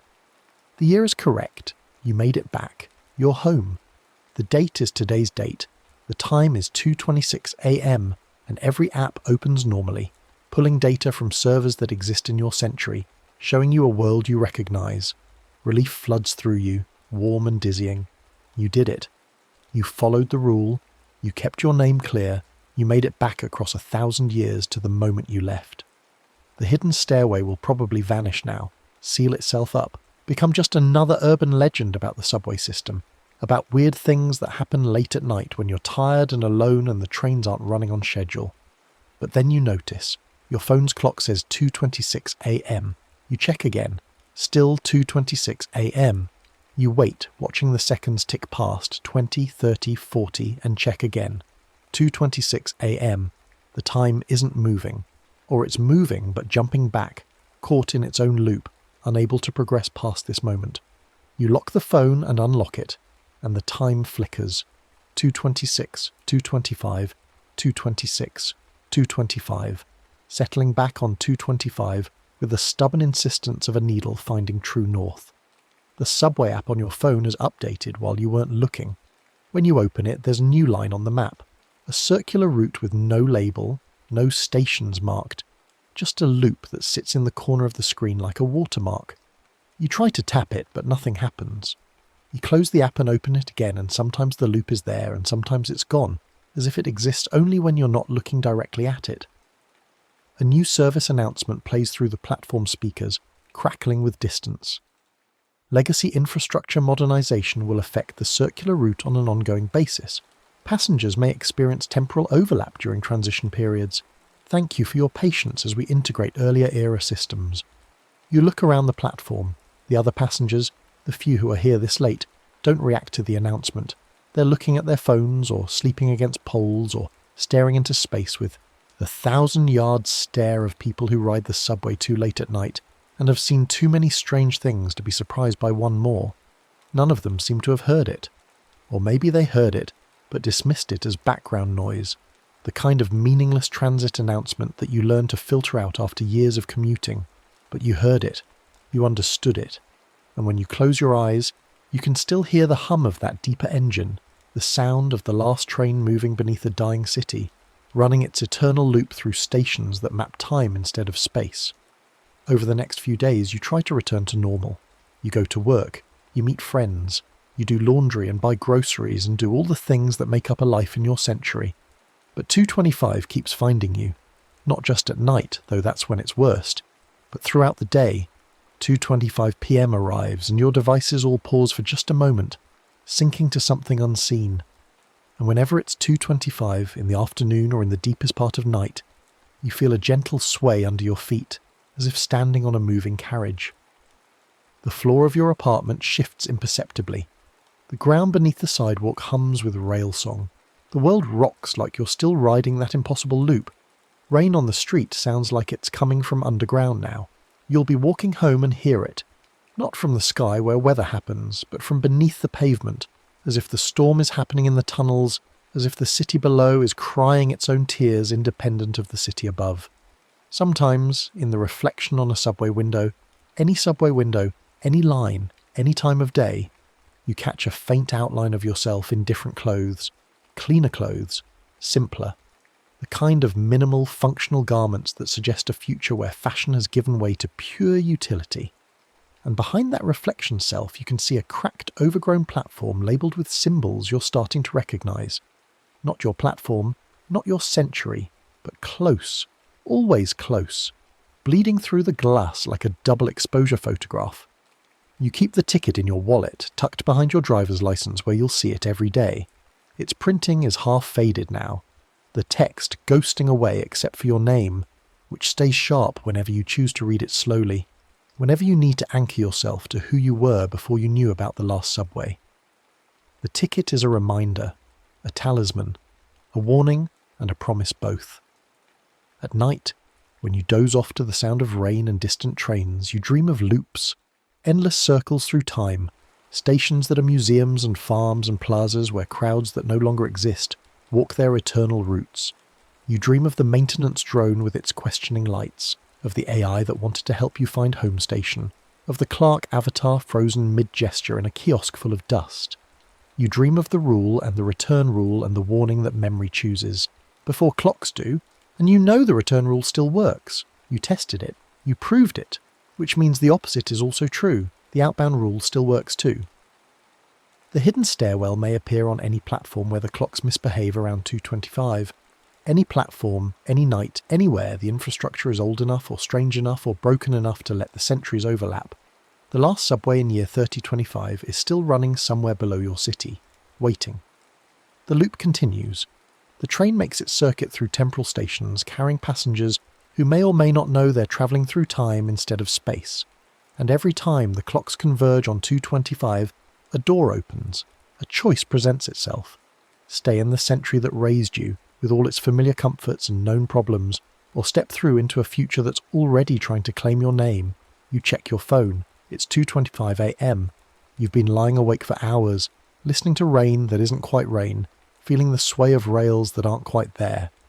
Your apartment feels like a carriage sometimes, suspended between stations, and you can't tell if you're moving forward through your life or just circling the same loop over and over, counting the same stops in the same order, watching the same holographic crowds walk their eternal paths. Your name feels clear tonight, solid.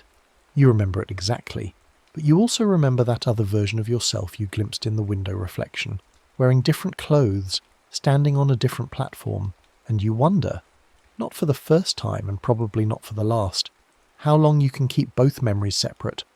How long before the version of you that belongs to 3025 starts to feel more real than the version that belongs to now. How long before memory chooses, just like the avatar warned. The rain intensifies. Or maybe it was always this heavy and you're only now noticing. Somewhere below, impossibly deep, you hear the sigh of brakes in the dark. A train pulling into a station that exists in the cracks between centuries. Your ticket is warm in your wallet, the clocks are stuttering, and you know that if you wanted to, if you needed to, you could find that hidden stairwell again. You could descend into green light and mechanical hum.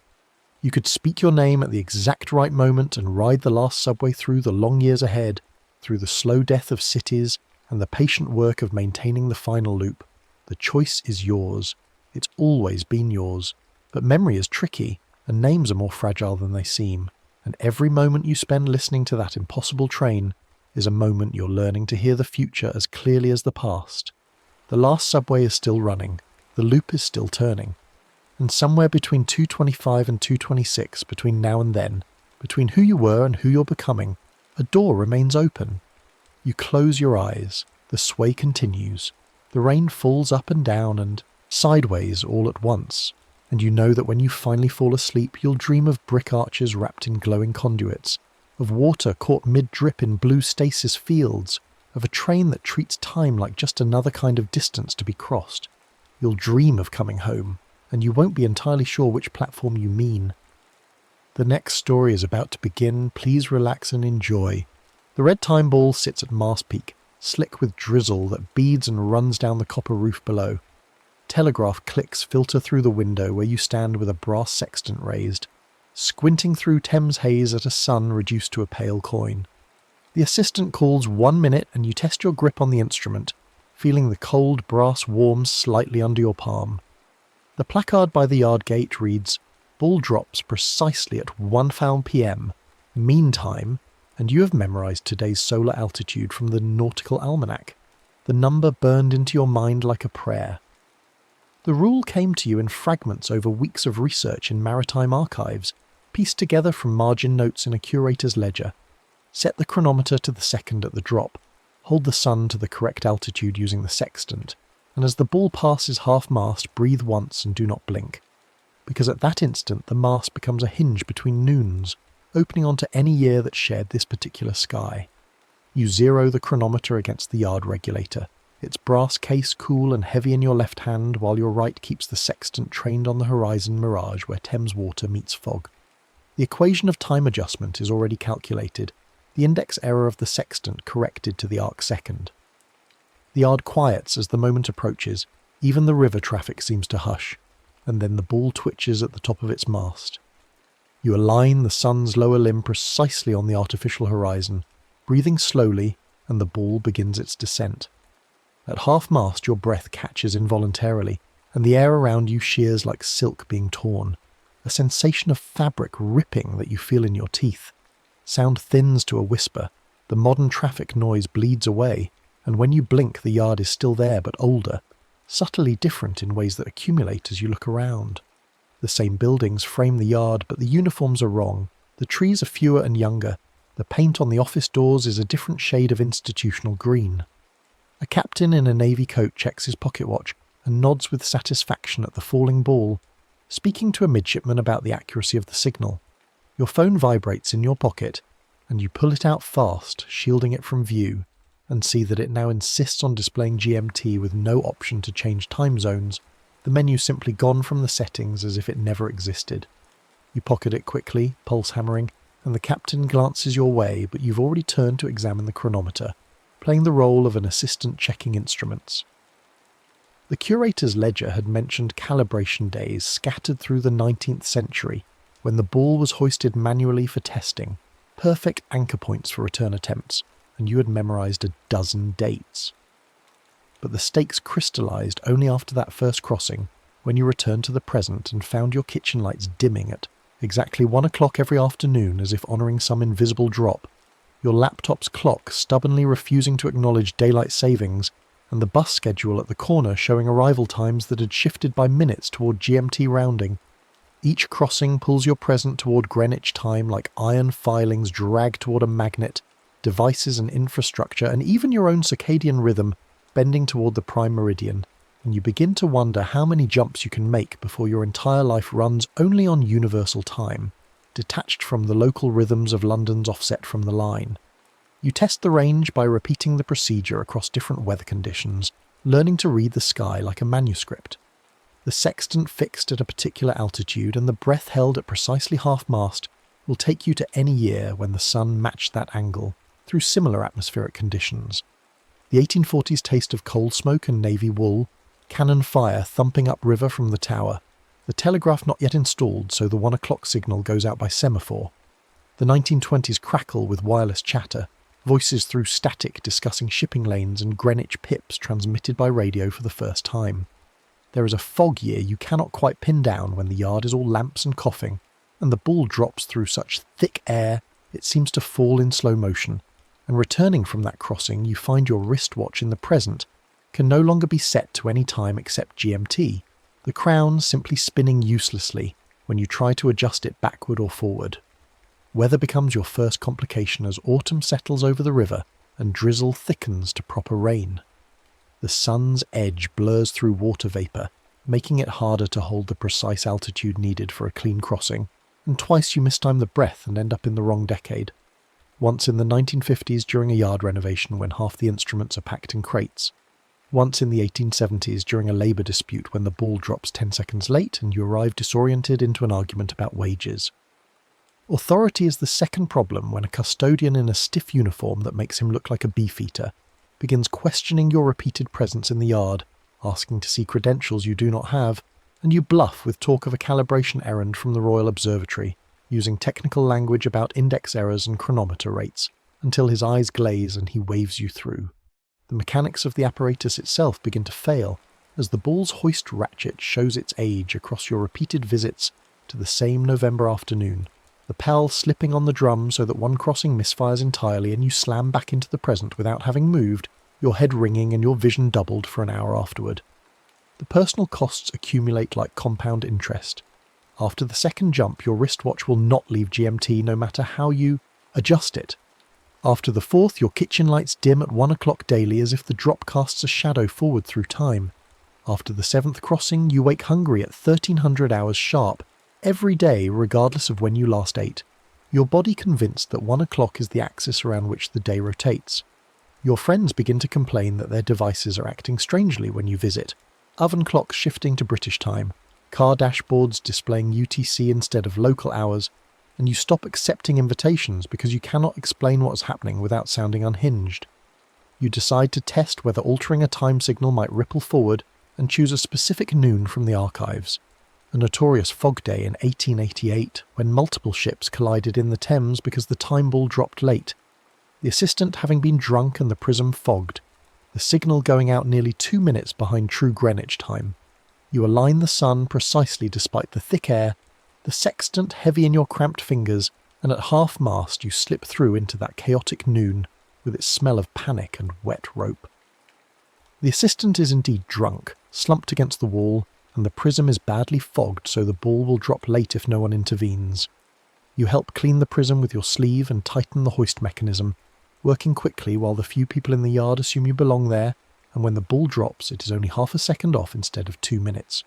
You feel a deep satisfaction as you execute the return procedure at twilight, winding the chronometer forward and hauling the ball up by hand until your shoulders burn, then releasing it and stepping through the cable's clink back into the present. But the present has shifted. Public transit boards throughout the city now show arrival times nudged toward GMT minutes, rounding in ways they did not before. Your calendar app refuses to display time zones at all, showing only UTC with a locked icon when you try to change it. The kitchen lights that are dimmed now go fully dark at 1 o'clock, a blackout that lasts exactly 3 seconds like a daily eclipse. Your sleep schedule drifts further until you can only fall asleep with Greenwich pips playing from your phone, the 6 electronic tones that mark the hour on BBC Radio, and you wake at dawn thinking in nautical twilight calculations instead of alarm clock times. Escalation comes when you return to an 1890 crossing and find the telegraph line down, a pole toppled in a storm, and the yard in chaos because without the telegraph tick from the observatory, the 1 o'clock signal cannot be properly synchronized. The ball will not drop, ships will not get the time, navigators will be lost.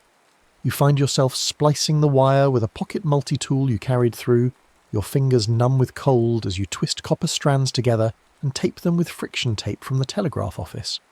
The tick resumes, the signal goes. Out, the ball drops clean, and as it passes half-mast you feel a tug in your ribs like a fishhook setting deep, as if noon itself has claimed you and will not let go. Returning to the present, you find that analogue clocks in your neighbourhood have begun to chime at 1 instead of their designated hours, church bells and school bells and the clock tower at City Hall all sounding together in the early afternoon, regardless of what time zone they are supposed to observe. The return procedure becomes a ritual you perfect through repetition. Wait for nautical twilight when the sun is 6 degrees below the horizon. Wind the chronometer forward to match your present's full offset from the crossing point. Hoist the ball by hand to mast peak using the manual wheel, your muscles screaming with effort, then release the catch and let it fall clean while you stand at the base of the mast. With the final cable clink you step through, the air shearing again but in reverse, and you arrive at your own twilight with the yard snapping into contemporary configuration around you. But each return costs more. After the 10th crossing, all clocks around, you display UTC with no local option visible, the setting simply gone. After the 15th, your circadian rhythm is fully locked to Greenwich, your body temperature peaking at noon, prime meridian time, your hunger arriving with the 1 o'clock bells that now sound from sources that should not be able to chime. You plan one final crossing to decouple, to break the pull before it becomes permanent. You choose a pristine clear sky noon from the deepest tables of the nautical almanac, a day that still matches today's solar altitude with mathematical perfection, no fog or clouds to complicate the alignment. You spend a week preparing, polishing the hoist drum in the present until it gleams, oiling the pawl with watchmaker's lubricant, truing the chronometer against radio pips you can faintly hear across time and you stand in just the right spot in the yard. On the chosen day you arrive early, the drizzle gone for once, the sun sharp-edged and clear. You raise the sextant and the brass is warm in your hand from being carried close to your body. The ball twitches at mast peak, red against pale sky, and begins its fall. At half-mast you breathe once, do not blink, and the hinge opens like a blade folding, and you are through into that perfect noon, the air crystalline, the yard silent except for the tick of the telegraph and the lap of water against stone. You do nothing there, change nothing, simply stand and breathe and let the moment exist in its precision. At twilight you execute the return by the book, every step measured, winding the chronometer with steady clicks, hauling the ball up hand over hand until the rope burns through your gloves, releasing it with a clean snap.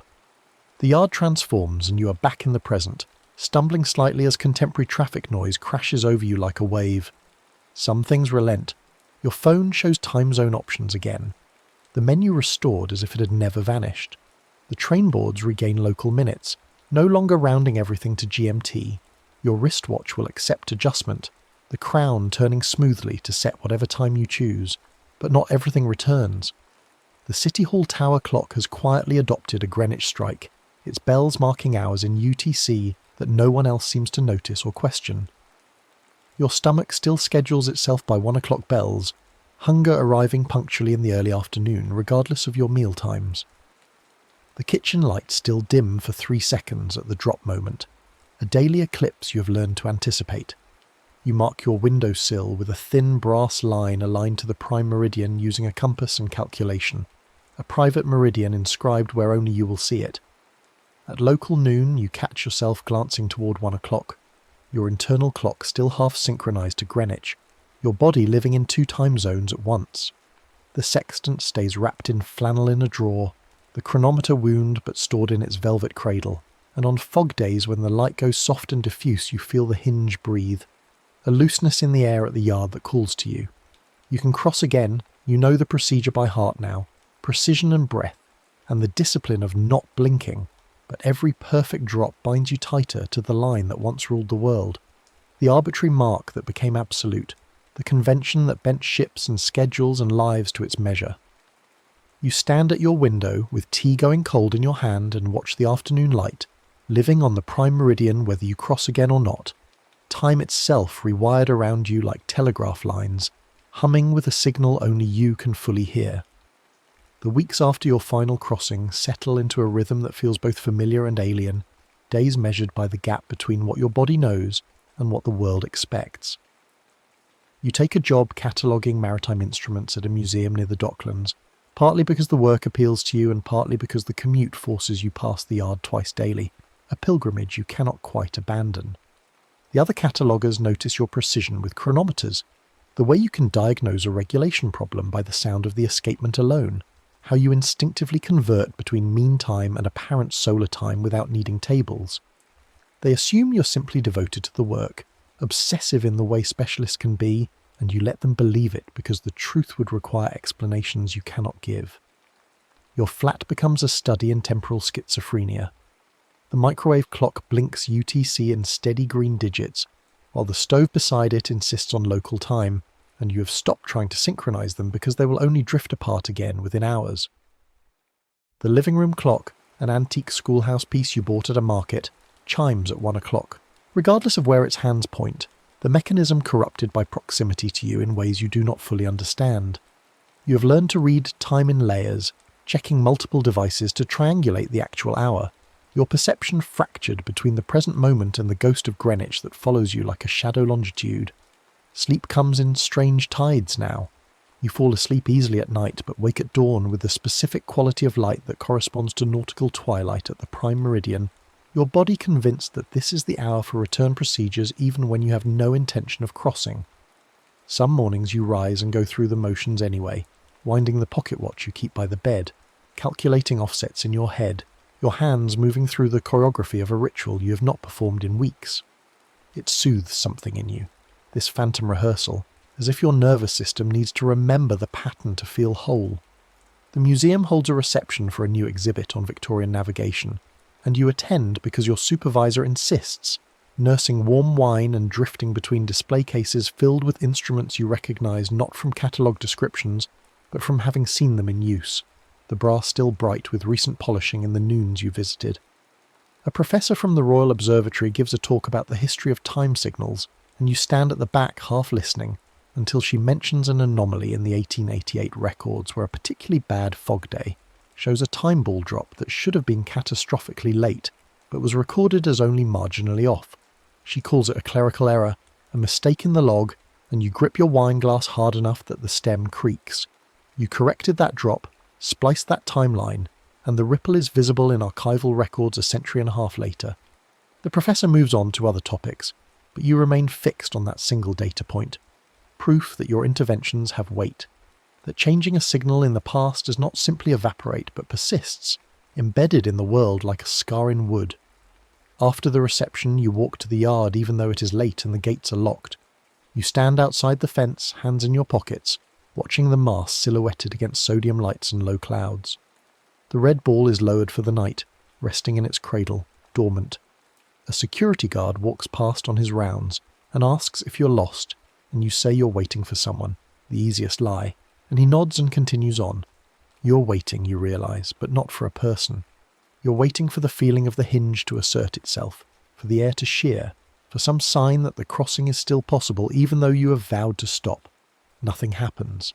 The yard remains stubbornly contemporary, locked in the present, and eventually you turn away and catch the last train home, the carriage empty except for you and a drunk sleeping across 3 seats.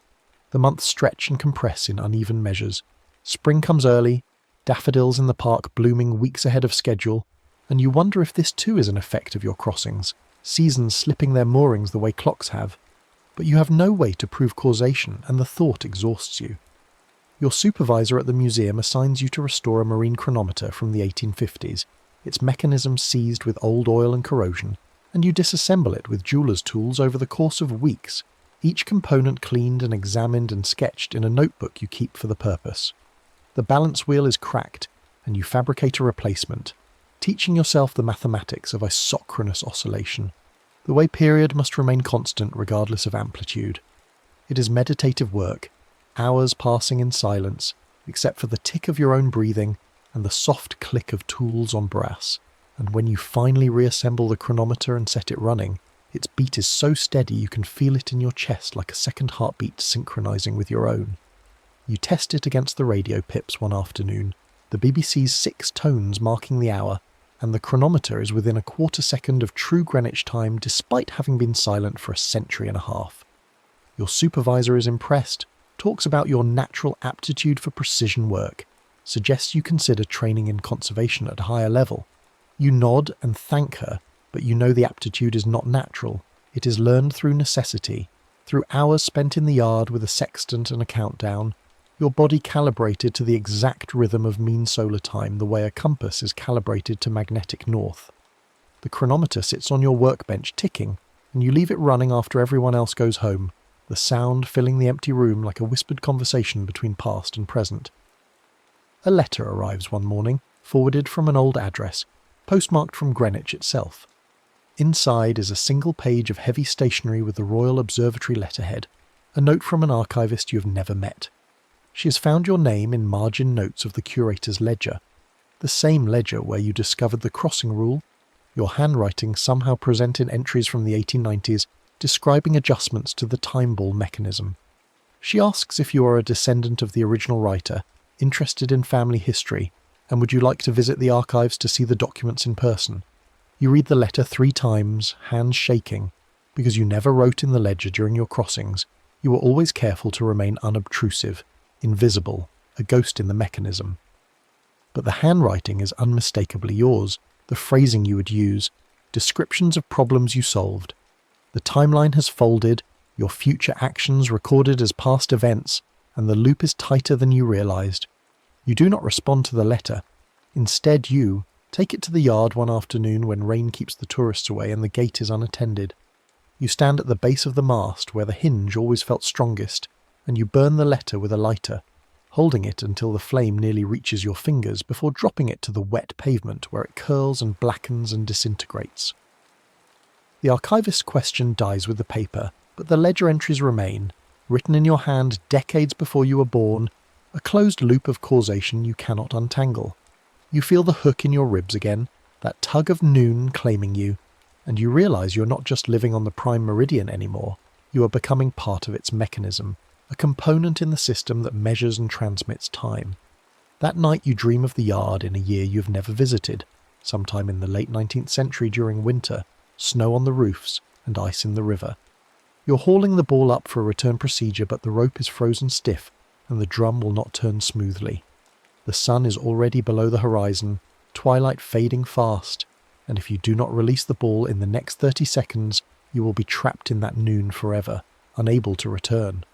Your hands slip on the icy rope, the ball rises by painful inches, and just as the last light drains from the sky, you reach the top and release the catch. The ball falls, the cable clinks, and you wake in your own bed, gasping as if you have been holding your breath underwater.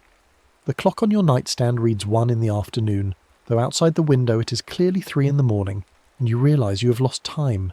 Hours gone missing the way they do when the hinge breathes too close. You start keeping a journal, not of your days, but of discrepancies, moments when time behaves strangely in your proximity. The coffee shop where you stop most mornings serves you a drink that is somehow still hot from an order you placed the previous day, the barista confused about whether you already paid. A meeting at the museum that you remember attending is rescheduled, and your supervisor insists it never happened yet, though you have notes from the discussion in your notebook. The train you take home arrives at the station before it departs from the previous stop according to the digital boards, and other passengers notice, filming it on their phones, a minor glitch that makes local news before being dismissed as a software error. You are leaking, you realise, your temporal distortion no longer contained to clocks and schedules but affecting events, causation itself becoming unreliable in your vicinity. The curator's ledger haunts you, and you return to the museum's archives late one night, using your staff key, pulling the fragile volume from its climate-controlled case. The margin notes are there in your handwriting, describing repairs and adjustments you will make, have made, are making in some conjugation of tense that English cannot properly express. One entry describes a crossing to January 1895 to replace a worn cable before it snaps during a critical drop, preventing a disaster that will otherwise kill the assistant on duty. The entry is dated 6 months from now in your personal timeline, but the event it describes is already past in history, already happened, and you understand with cold certainty that you're going to make that crossing, have no choice but to make it, because the timeline has already recorded your presence there. You're trapped not by the mechanism but by your own future actions, a loop of obligations stretching forward and backward from the moment you first learned the rule. You close the ledger carefully, reshelve it in its case, and lock the archive room behind you. Walking home through empty streets, you try to imagine a life where you never found the margin notes, never learned the procedure, never raised the sextant at that first half-mast drop. But the counterfactual will not hold because the ledger entries prove you were always going to cross, always going to bind yourself to Greenwich. The timeline requiring your participation, the way a lock requires a key. Free will becomes a question without meaning when past and future are a single surface folded over itself, your choice is already made from a perspective you have not yet reached. The winter solstice arrives, and with it the longest night, darkness stretching from afternoon through morning in a grip that feels appropriate to your situation. You take the sextant from its drawer for the first time in months, unwrap it from the flannel, and the brass is cold enough to burn your palm. At noon you stand at your window with the instrument raised, sighting the low winter sun through glass streaked with condensation, and you hold the altitude steady just to remember the sensation, the weight of precision in your hands. The sun crosses the meridian, local noon sliding past 1 o'clock Greenwich as it always does, and for a moment the light in your flat shifts, brightens, the hinge breathing audible as a high ringing in your ears. You do not blink, barely breathe, the moment extending like molten glass, and then it passes and the light returns to normal, and you lower the sextant with hands that shake from more than cold. You can still cross. The hinge remains open to you, the mechanism accepting your calibration, and the knowledge sits in your chest like ballast. In 6 months you will return to the yard, will make the January 1895 crossing to prevent the cable disaster, because the ledger says you did and history requires your presence. But until then you have time Days that are your own, even if their ultimate direction is already plotted. You wrap the sextant again, place it back in the drawer, and make tea that you drink while watching the winter light fade, living on the prime meridian but not consumed by it, bound but not broken. Your life a collaboration between choice and necessity that you are learning to navigate one careful noon at a time. The next story is about to begin. Please relax and enjoy.